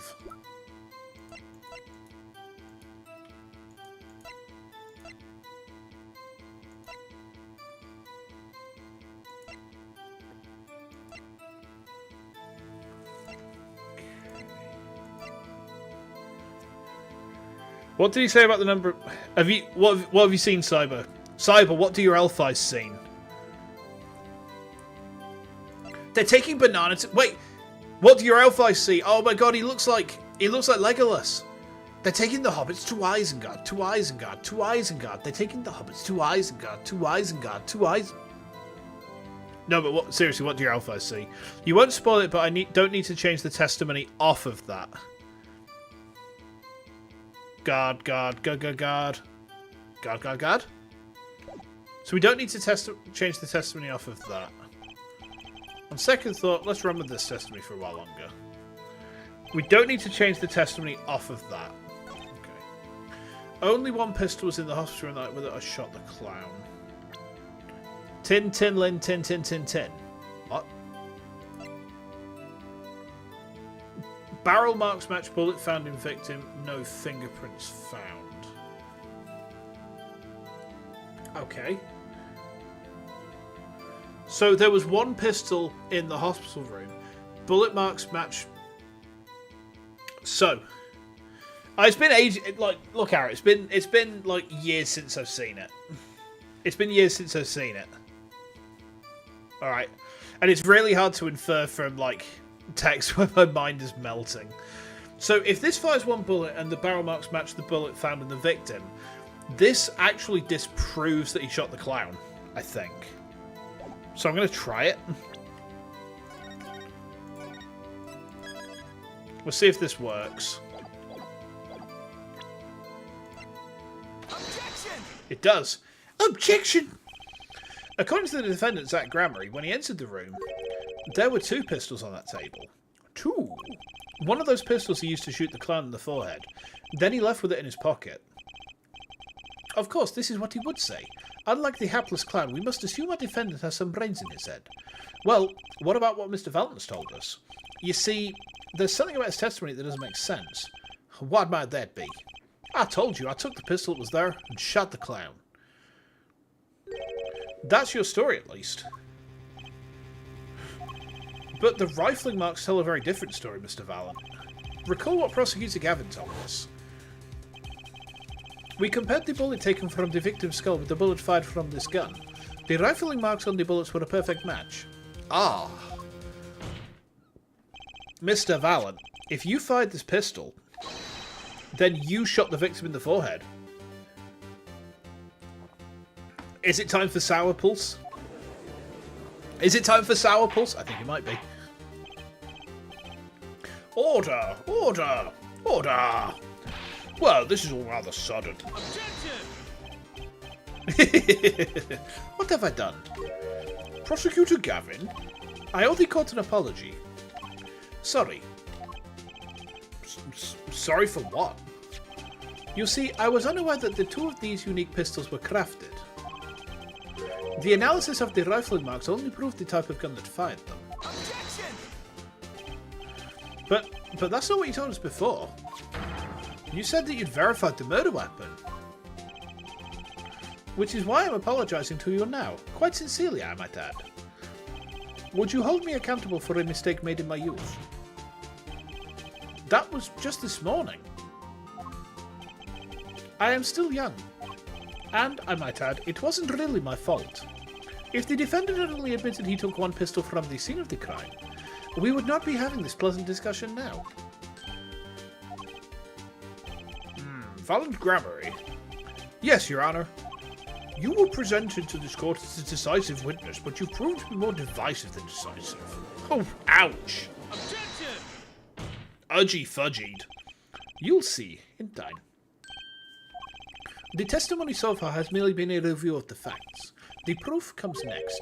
Care to elaborate, Prosecutor Gavin? When Mr. Valent entered the hospital room, the victim had already been shot. As his next testimony will prove, right, the real fight is about to begin. Bring it. Very well. The witness will now testify to the court. Help us determine who shot what. I shot my mentor, but I did not shoot my pards. I arrived in the hospital room at the appointed time, which is to say 11:20 p.m. After discovering the body, I fulfilled my obligation, then called in the doctor. The doctor examined the body before the police arrived. He was quite clear about the time of death, 11:10 p.m. And the one in the room at that time was my partner, not me. Those times are rather close, you have to admit. You're talking about an alibi established over a matter of minutes.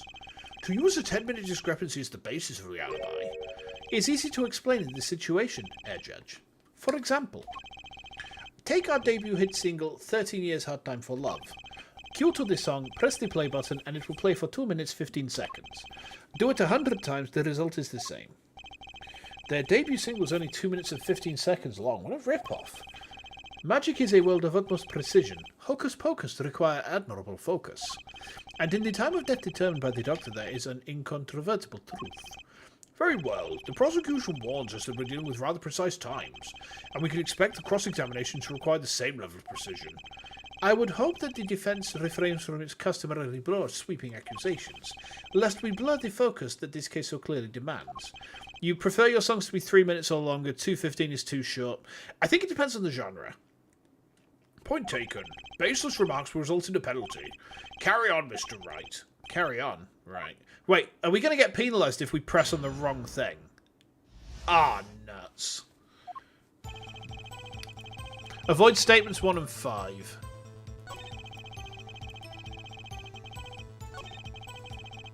Okay.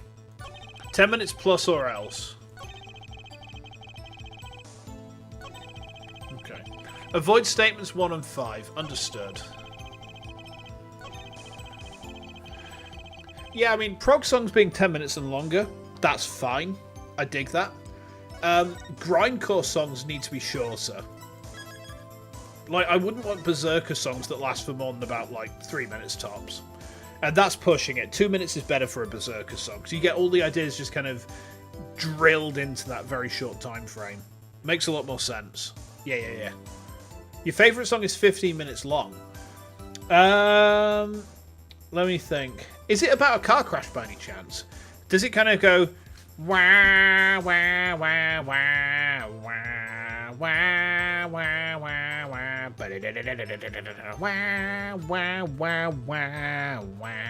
wah wah wah wah? It's not. Oh, okay. What is your favourite song? It's Exist from Avenged Sevenfold. Is that after the... Oh, I think that's from the era that I dropped off of them with. I stopped listening to them after Nightmare. Because they just... That band died with Jimmy. That sounds like Knights of Sidonia. No. From the stage, I didn't listen to that album. I gave up on Sevenfold after Nightmare, if I'm honest. Without Jimmy... just wasn't the same. And it was not the same in a way that I couldn't accept. And I mean no disrespect to the rest of the band. And Brooks Wackerman, because, you know, they were all fine. But Jimmy was the beating heart of that band for me. And without him driving it, it just kind of it fell apart for me, if I'm honest. It just kind of fell apart. Okay. Hold it! Your favourite album is Nightmare. Nightmare is alright, but for me, like, Waking the Fallen is their best album for me. It's just perfect. As far as albums from that era goes, Waking the Fallen is just perfect from start to finish. 70-minute pure banger. The first album is alright. The third album is, like, passable. Like, it's got a few moments where it really drags out. It's got a few moments that are absolutely baller. The self-titled is pretty good.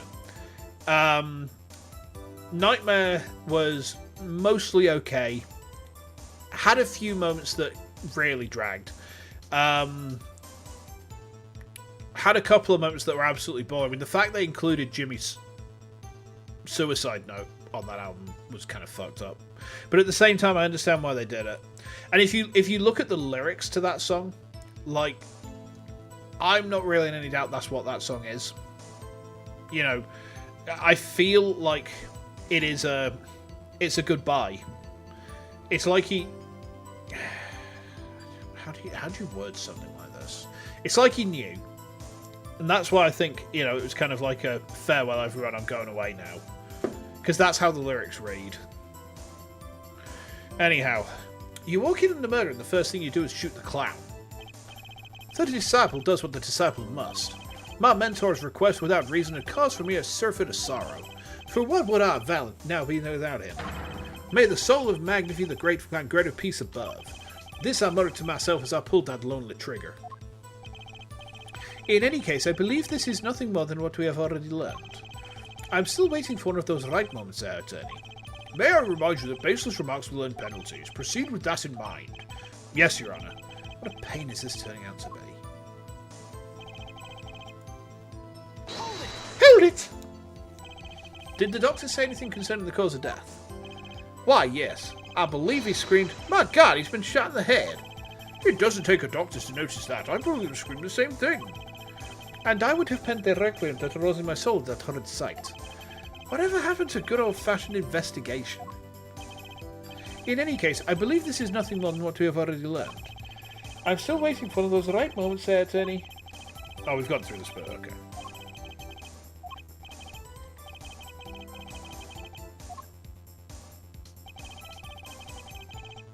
Okay. Hold it! I don't think I'm stepping out on a limb to say I have some doubts about this. How could the doctor be so precise with the time? We do only usually get an estimated time of death, true. I'm not sure I've heard about a verified time of death. Magic revels in making the complex appear simple, but reality is the opposite.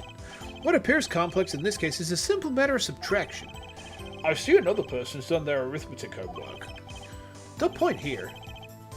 Why did I give Phoenix his shout-out American trying to sound like Queen of England voice? Because that's how he sounds now. You managed to quit the stream. How did you do that? Is this our Brokeback Mountain moment? I wish I could quit you. Why did I give Phoenix his shout-out American trying to sound like the Queen of England voice? He honestly sounds like that to me now.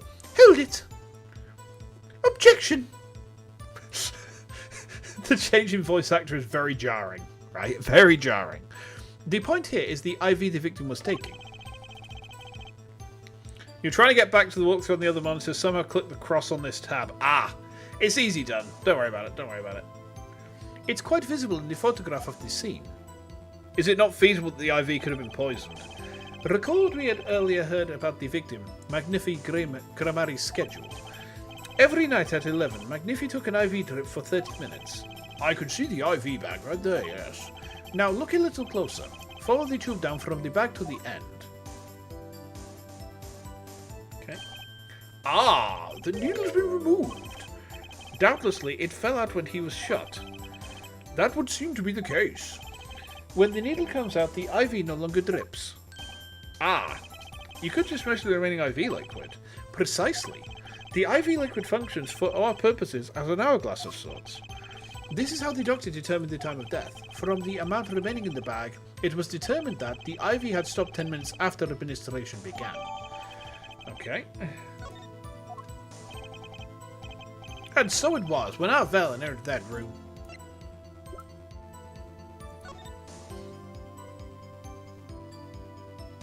Okay. Pretty straightforward.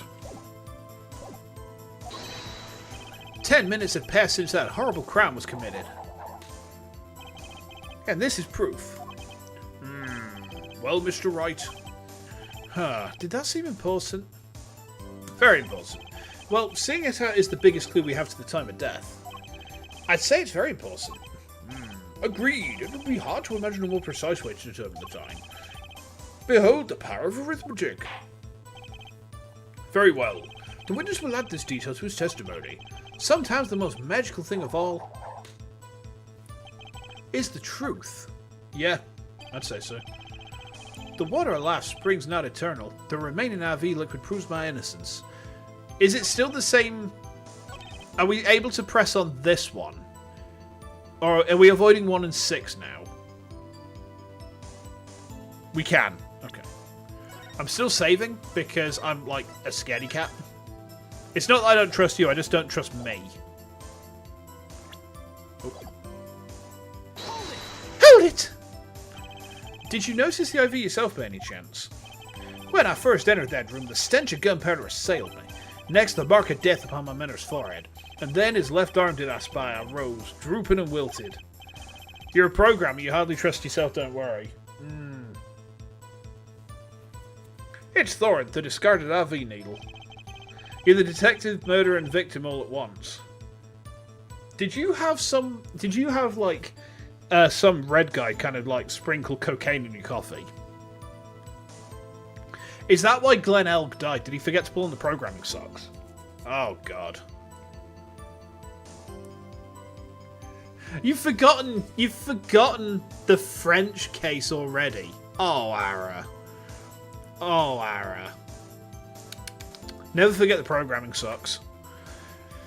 Knocked from the vein by the force of the shot, luckily for you. If that IV had not been there, why, you might have been a suspect. Indubitably so. I might say it's thanks to my lucky colour. Your lucky colour? Indeed. Even today I wear it proudly upon my suspect self. For it always without fail brings me luck. Why, when Zack and Valen won their first Magicians Grand Prix, yes, the very one held by the Association of International Magicians, I was adorned in this attire then too, and our trophy? A bust. Ah, what a day that was. Oh, this is one trip down memory lane no one needs. Best case in the second game. My lucky colour, yes indeed, and that RV too. I say, I think 'twas hued especially for me, Valen. It was? That does seem to be the case indeed. Well, Mr. Wright, any thoughts on this testimony? Valen sure looks happy with himself. Okay, how about this lucky colour testimony? I think there's a contradiction. Armstrong was the third game. Oh, no, because the bust. Who else had a bust from the Association of International Magicians? Max Galactica. Yeah, the bust. Yeah. Oh, I'm right. The best case in the second game. You say I'm right. Ah, yes. We've got it on record now, chat. We've got it on record now. Yes. No. You said it. It's on record now, Arahellis. It's on record now. There's a contradiction. It certainly sounds like your lucky colours brought you plenty of luck, but not this time. Mr. Valen, your lucky colours betrayed you. I'm afraid you've lost me. Your Honour, the witness's testimony just now clearly contradicts the evidence. What? Please recall my warning at the beginning of this cross-examination, Mr. Wright. Baseless accusations will be duly penalised. I do hope this latest accusation is well-based. It's actually well cringe. Don't worry, I've got all your bases right here. Base. All your bases are belong to us. All your base. All your base are belong to us. Very well, let's hear the defence's claim. Where is your evidence that contradicts what Mr. Valens has told us? I think, because that's green. That's not yellow. That's green. His lucky colour is yellow. He's adorned in yellow, but the IV is green. It's in this photo. Isn't it? The crime scene tells all, Your Honour. Your photo of the crime scene. All this talk of colour has me yearning for black and white. Clear-cut simplicity. Tell us, Herr Wright, just where is the contradiction in this photo? My pleasure. And I assure you, it's quite simple.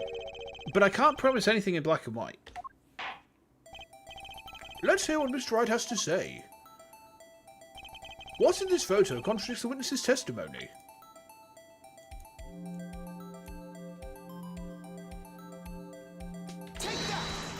Take that! Valet Grammary, let's get one thing straight about your lucky colour. It's yellow, yes? Kinda takes the mystery out of it, but yes. Something wrong with yellow, Mr. Wright? Yeah, there is. Decisively wrong, in fact. Take another look at the photo of the crime scene. What's this? Green is a better colour. I prefer green. Confusion, doubt. Tell us, why do your elderly eyes spy? Hey, Hades, welcome back, welcome back. Even my elderly eyes can clearly see a problem here, Mr. Valden, with that IV bag. Ah! What is this? What foul magic? It would be hard to call the IV liquid yellow, and I'm afraid no magic was involved in the taking of this photograph. Ah! I'll look and know!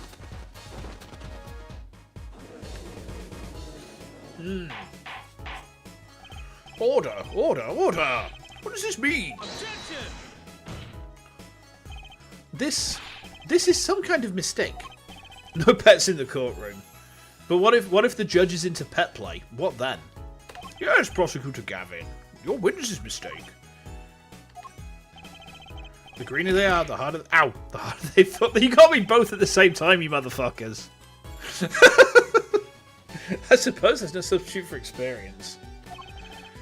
Valet Grammary, as you reminded us several times, your lucky colour is yellow, but the IV is clearly not. Well, this contradiction can mean only one thing. Objection! And to think, you almost had me. I see your true colours now, Ace Attorney Phoenix Wright. Something you'd like to tell us, Prosecutor Gavin?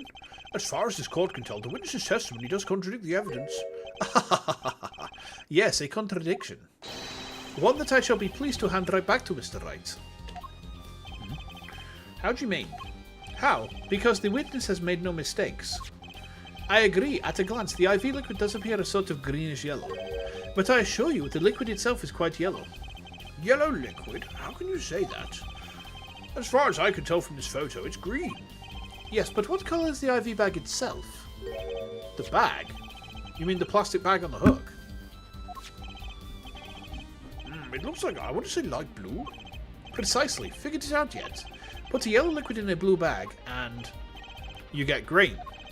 This, incidentally, is the liquid's true colour.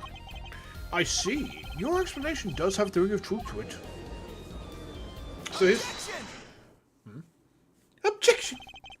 As I thought. There's no substitute for experience, Prosecutor Gavin. It's PP! Oh, did they kill...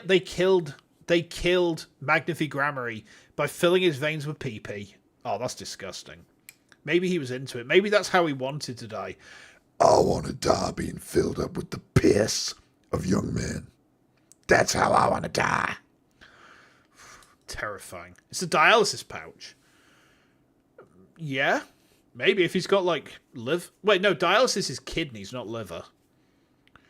Liver would be. There's a different function for liver, is there not? Oh, is it liver? Can you have dialysis on your liver and your kidneys? What?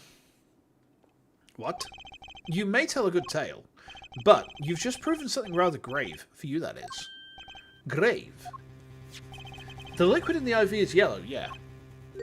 But how did this witness know that? It's quite unnatural when you think about it. You did think about it, didn't you? Ah. Ugh. Your Honor, the defense requests an explanation from the witness. At the scene of the crime, the IV liquid appears to be green. So let me ask, how did the witness know the IV liquid was actually yellow?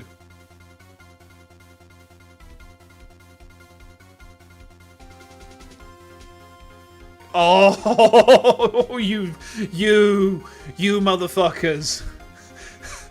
Oh, yeah. Oh, yeah. We're grooving. I didn't expect this. I did not expect this from this case. This is fucking mint. Elegance, oh my god! Fucking yes. Order, order, order! Mr. Wright, you will explain this at once. The witness clearly knows the colour of the IV liquid, so I'm sure it means something, but what? I can think of only one possibility, Your Honour. The witness, Valent Grammary, has testified the IV liquid yellow was because...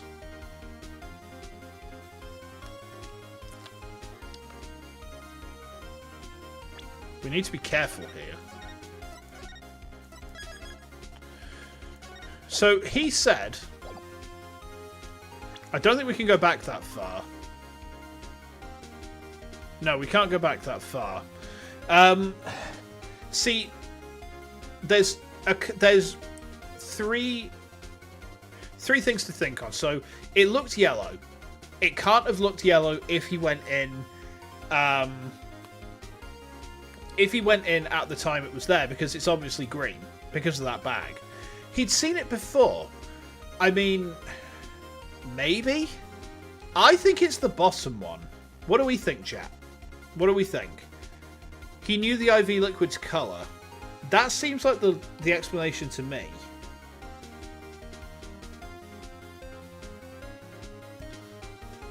You're guessing 3 as well. Ara, Hades, any thoughts? Am I cooking this right? Am I cooking it right? You have no thought, you have the solution. Okay. So, I think it's 3. Am I cooking? Am I cooking? You're going to say try it and find out, aren't you?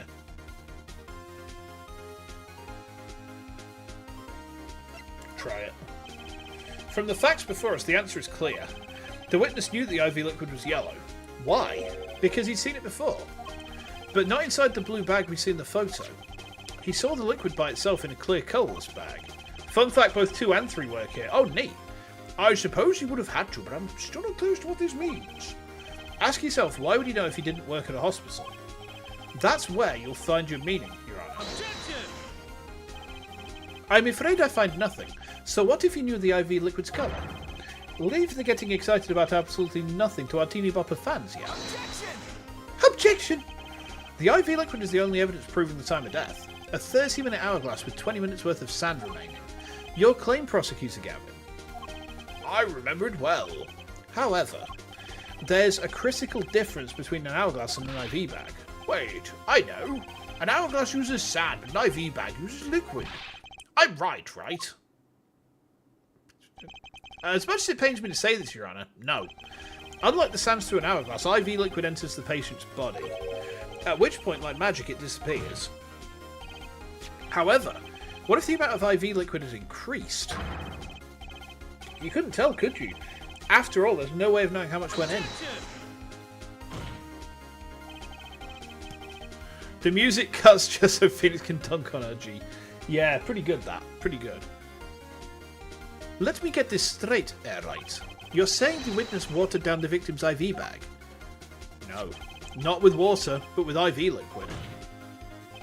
That's how you knew the IV liquid was yellow. No, wait, I said wait. How might an amateur such as myself essay to perform such a task? I'm an amateur too, but I can pour water into a cup. I'm afraid there's quite a big difference between a cup and an IV bag. Quite. Can you prove our witness is capable of such a feat? He has a point, amateurs. I at least would have some difficulty pouring IV liquid into that bag. You don't need to be an expert to see the look on the witness's face. He added liquid to that IV to throw off the time of death. I tire of these fairy tales lacking evidence. Well, Mr. Wright, any solid evidence to bring us back down to earth? Any solid saves? Udgy would have had trouble adding liquid to a cup. Valiant Grammary, I'm afraid your magic won't serve you well in a life of crime. Might I ask what you're strongly suggesting? Magic relies on props, and props become evidence. Our witness was certainly able to increase the amount of IV liquid in the bag. All he had to do was work a little magic, and the prop was syringe. Has been washed and shows no sign of use. It's the only thing we've got. Nah, it was my attorney's badge. We used the attorney's badge. Take that! The victim's syringe. It's the perfect prop for the magically increasing IV trick. And easy enough for an amateur to use. What kind of evidence is that? The syringe was clean, not a trace of liquid in it. If it's washed, it shows signs of use game. You don't wash an unused syringe. Yeah. Imagine having to present your own badge at a murder trial as evidence. Objection! It'd be kind of neat, though. And don't you find that odd, Prosecutor Gavin? What? The victim had the syringe to administer his insulin shots. There should have been traces of insulin left inside. Well, Valiant Grammary, as you pointed out yourself, the IV liquid makes the perfect clock. One that you could manipulate at will. Alakazam!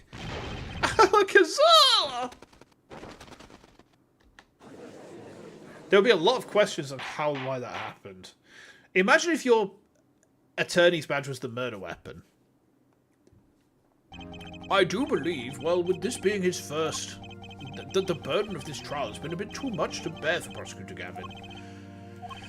I'm afraid that while there is a doubt as to the amount of IV liquid in that bag, the time of death cannot be proven, and that brings our trial to a closure today.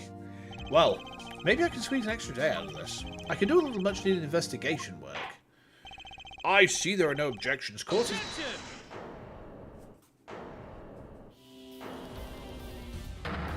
How'd that even happen? It's a solid object. I suppose that you could beat a man to death with it, with enough, like, hits. I don't know how many hits it'd take. I'm pretty sure you could do it, though. Truly, there's no substitute for experience. Nothing blinds one to the truth so effectively. A word to the wise. Underestimate the young, and they'll sweep your feet out from under you. In a way you never ever expected. You see, I know exactly what you're thinking. What's he talking about? You say the witness used the syringe to manipulate the level of the IV liquid, but there is no proof. There's no proof he didn't do it either. Yes, quite true. Is it missing it? Nor was the witness quite as decisive as I'd hoped. At least he's not a spoon. He needs spoon guard. Did you know that if you cut a man with a rusty spoon, you could kill him with tetanus? Ow! This I admit. After all, why linger in the past when the future holds so much? You have something in mind, Prosecutor Gavin. Proof, Herr Judge. I have another way to prove my case. It was actually making a Ginosagi joke. I don't know Ginosagi, I'm afraid. With evidence, no less. What's this?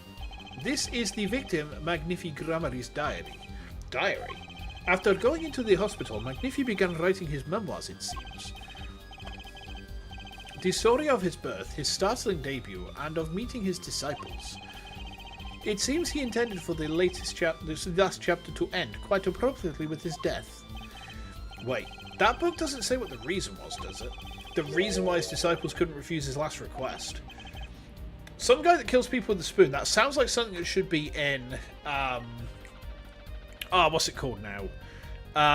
Golden Kamui. Golden Kamui, the anime/manga, where two guys have a wank battle.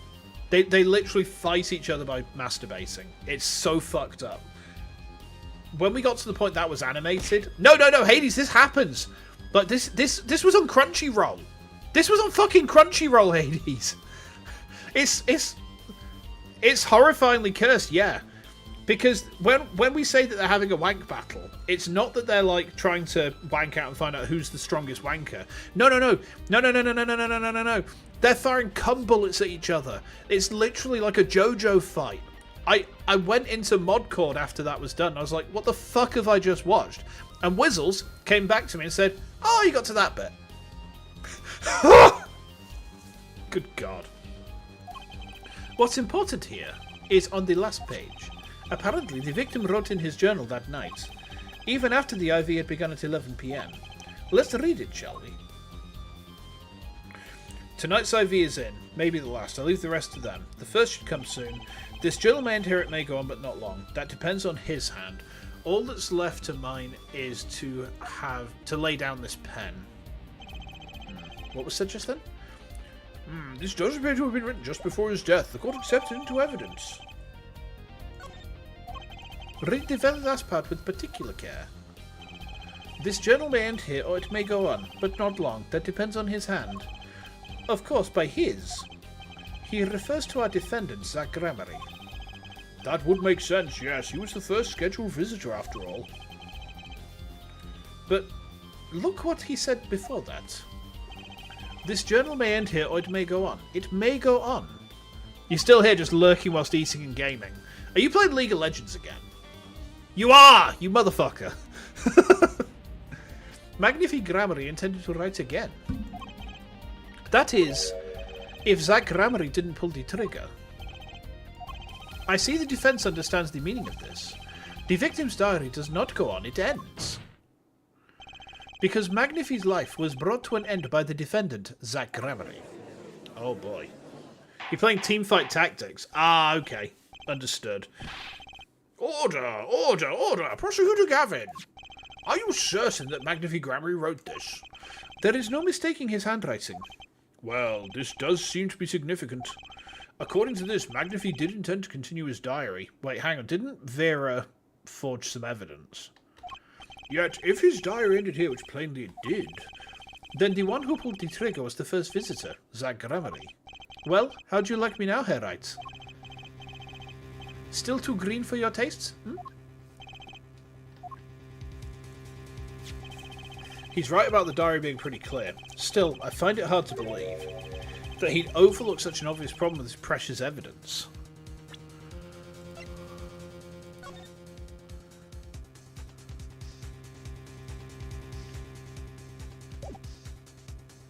I think this is forged. Because look, if we go to the save, falsified evidence is the name of this section. So let's cook a second. Vera has been paid by someone to forge evidence to get Phoenix Wright disbarred. He doesn't know it, but we do. We've got that advanced knowledge. So someone has tried to get Phoenix disbarred. And then someone has been involved with Shady Smith, who is actually Zach Gramery, leading to his death. Is this the Gendo-ass motherfucker? Is this Christoph? Is Christoph like pulling strings like that we can only fathom at? Is that why Phoenix has been so dead set against like taking Christoph down? Because he's the one who got him disbarred? Is Christoph the one who actually paid the missions to falsify the evidence? Maybe. Okay. Nah, it's edgy. He was sad of Phoenix spending more time in court than with him. Yeah, I feel like Phoenix was starting to edge a lot. Well, Mr. Wright, the witness's testimony we heard was lacking. When put together with this evidence, it seems quite sufficient for a case. If this diary is accepted like this, the trial's over. Maybe it's time for me to show them something. I'm left with no choice but to show my own evidence. What? You have some evidence that overturns this diary? It's not too late to rethink this and avoid more embarrassment. Very well. Please show us your evidence, Mr. Wright. Incidentally, don't even think of showing us this diary I've just shown in the court. Now that we've come this far, I hope you have something a little more decisive. Show us evidence that proves the victim continued writing his diary. It would be hilarious if we could cause a time paradox. Phoenix is into edging. Yes, he is arcane. He loves edging. You know what else he's into? He's into pet play and mewing as well. The decisive evidence proving that the diary didn't end with this page is... Take that! Take that! First, take a close look at this diary. What's mewing? It's kind of like a form of look maxing. Professor Lando did a piece on it recently that will explain it better than I can. Note that the page has been clearly ripped out. He's into yiffing. Yes, he's furry as fuck. What's this? I hadn't noticed that at all. That's why we're still here talking about this.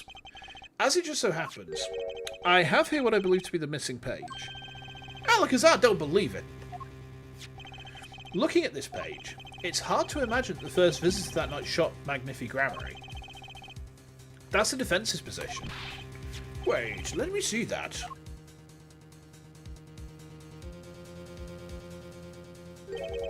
What in Sam Hill? Why, this is the continuation of the victim's diary. There was a Reddit thread about my favourite headcanons for edgy. Missed my shot. Ah, that's a shame. Note the torn edge of the page. It's a perfect match with the torn remains of the last page in Magnifi's diary. Quite remarkable. Would you care to explain what all this means, Attorney? The diary continued after his first visitor came, which means that the victim was still alive after Zach Grammary left, leaving no one to take his life but the second visitor. Valiant Grammary. Oh boy. No, no! He was still alive? This was a triumph. I'm making a note here. Huge success. I can overstate my satisfaction. The handwriting too matches that on the other pages. This is without a doubt the genuine article. Aperture science. We do what we must because we can. For the good of all of us. Except the ones who are dead. Order, order, order. But wait, that's impossible. That old man couldn't have written that. Objection!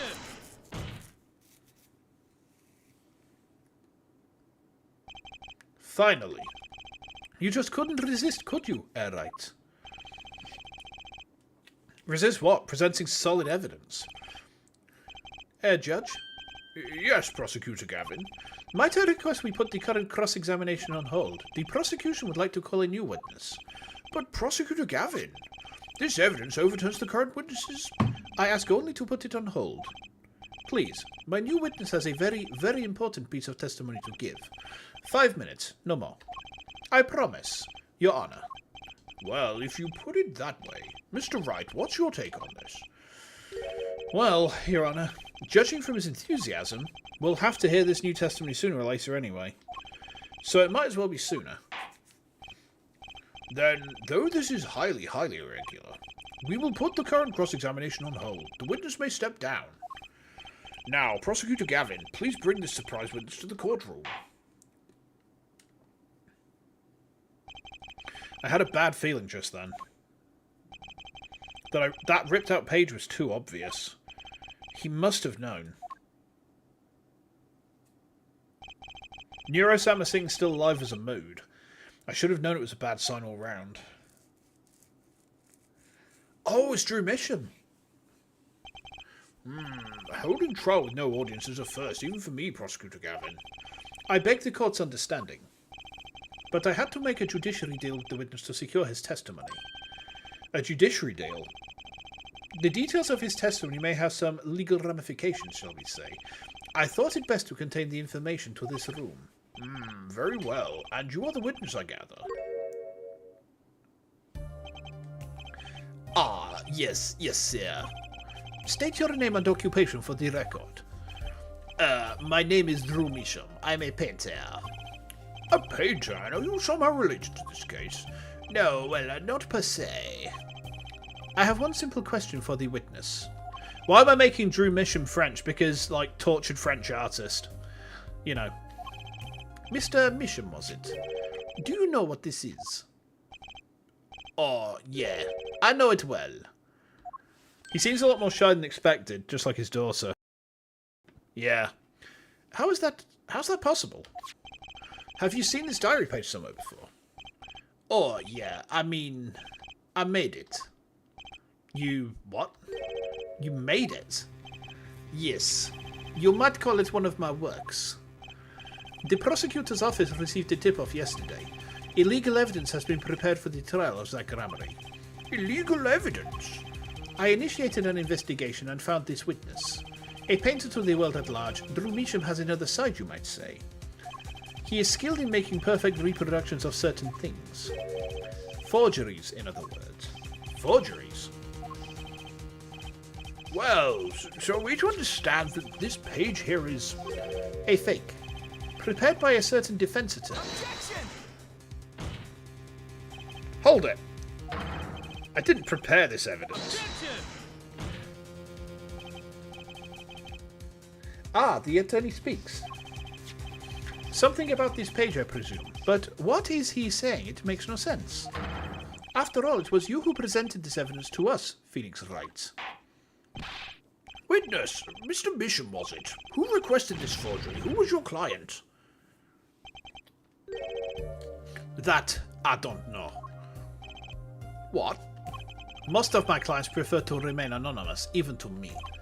I make the items they want and receive my payment. That's the extent of my contact with them. Objection! But there's no proof this is a fake. It's a fake. To avoid just this sort of problem, I always put a special mark on my works. I can say without a doubt, this is mine. Well, fuck.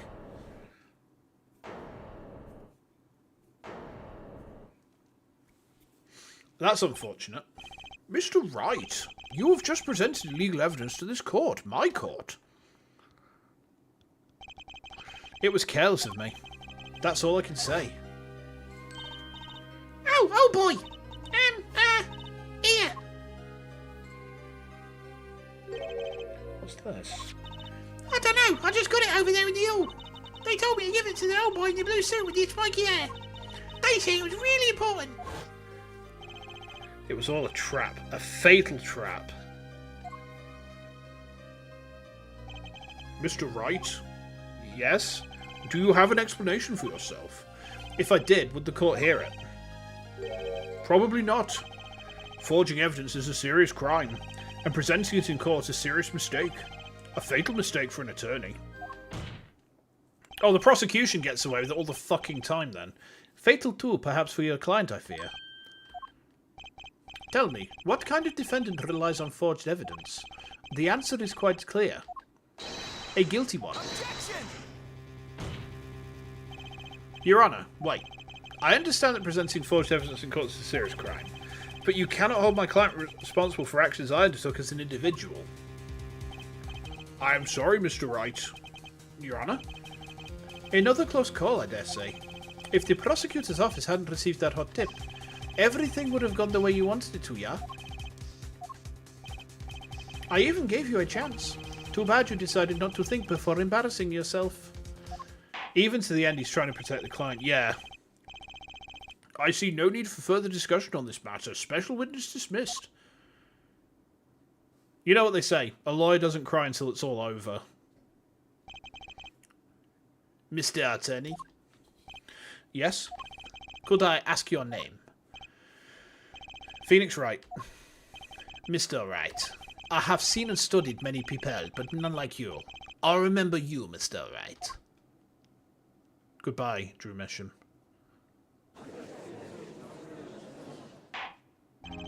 Though I deeply regret having to declare a verdict in this way, this trial is over. You have the right to find a new attorney and make an appeal. However, this court must. Ah, Your Honour. Yes, Mr. Zack. There is one thing I wish to make clear. Today, in this courtroom, you cannot declare me guilty. It is impossible. I am afraid the defendant is quite mistaken. I most certainly have the authority to declare a verdict on you. Except, Tell me, how do you plan on announcing your verdict when your defendant does not exist? Doesn't exist? What are you talking about? I am talking about this. Mr. Enigma? The defendant's escaped. Find him, quick. Bailiff, close all exits from the building.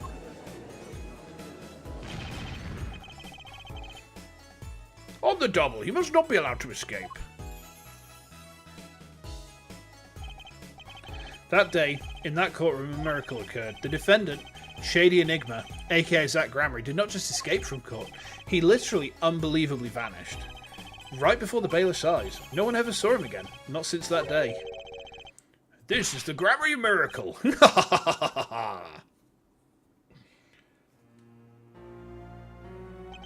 No verdict was declared.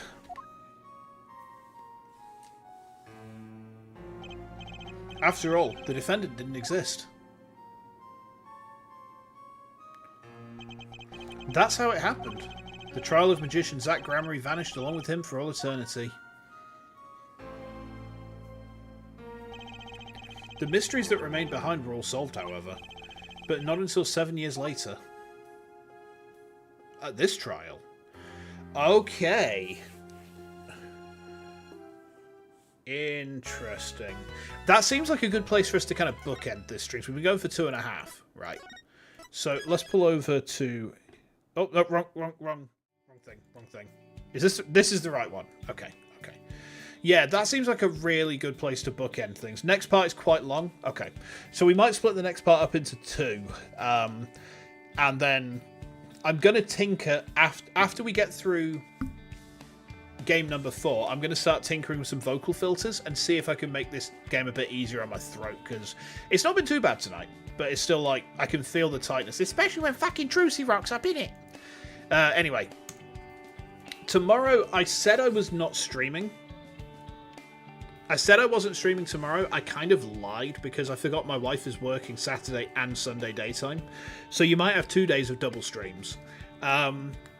Tomorrow, I am probably going to do Stardew in the daytime, and I'm probably going to do some more Hyper Metroid in the evening. I actually caught my Hyper Metroid save up to where the stream was. I accidentally deleted it trying to apply a new ROM hack to it. So that was kind of dumb of me. And then Sunday, I don't know yet. I haven't really thought about that just yet. So I'll have a think about what I want to do.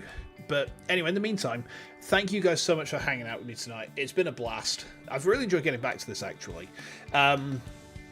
Hopefully see you guys tomorrow for maybe some Stardew in the afternoon. I just dropped an apple on my desk. In the meantime, I'm going to go get myself a drink, go chill out, maybe see if wife's due home anytime soon. Oh, burper. Excuse me. But yeah, again, thanks for the hangs. I will see you next time, and enjoy the rest of your day, whatever time it might be. Take care.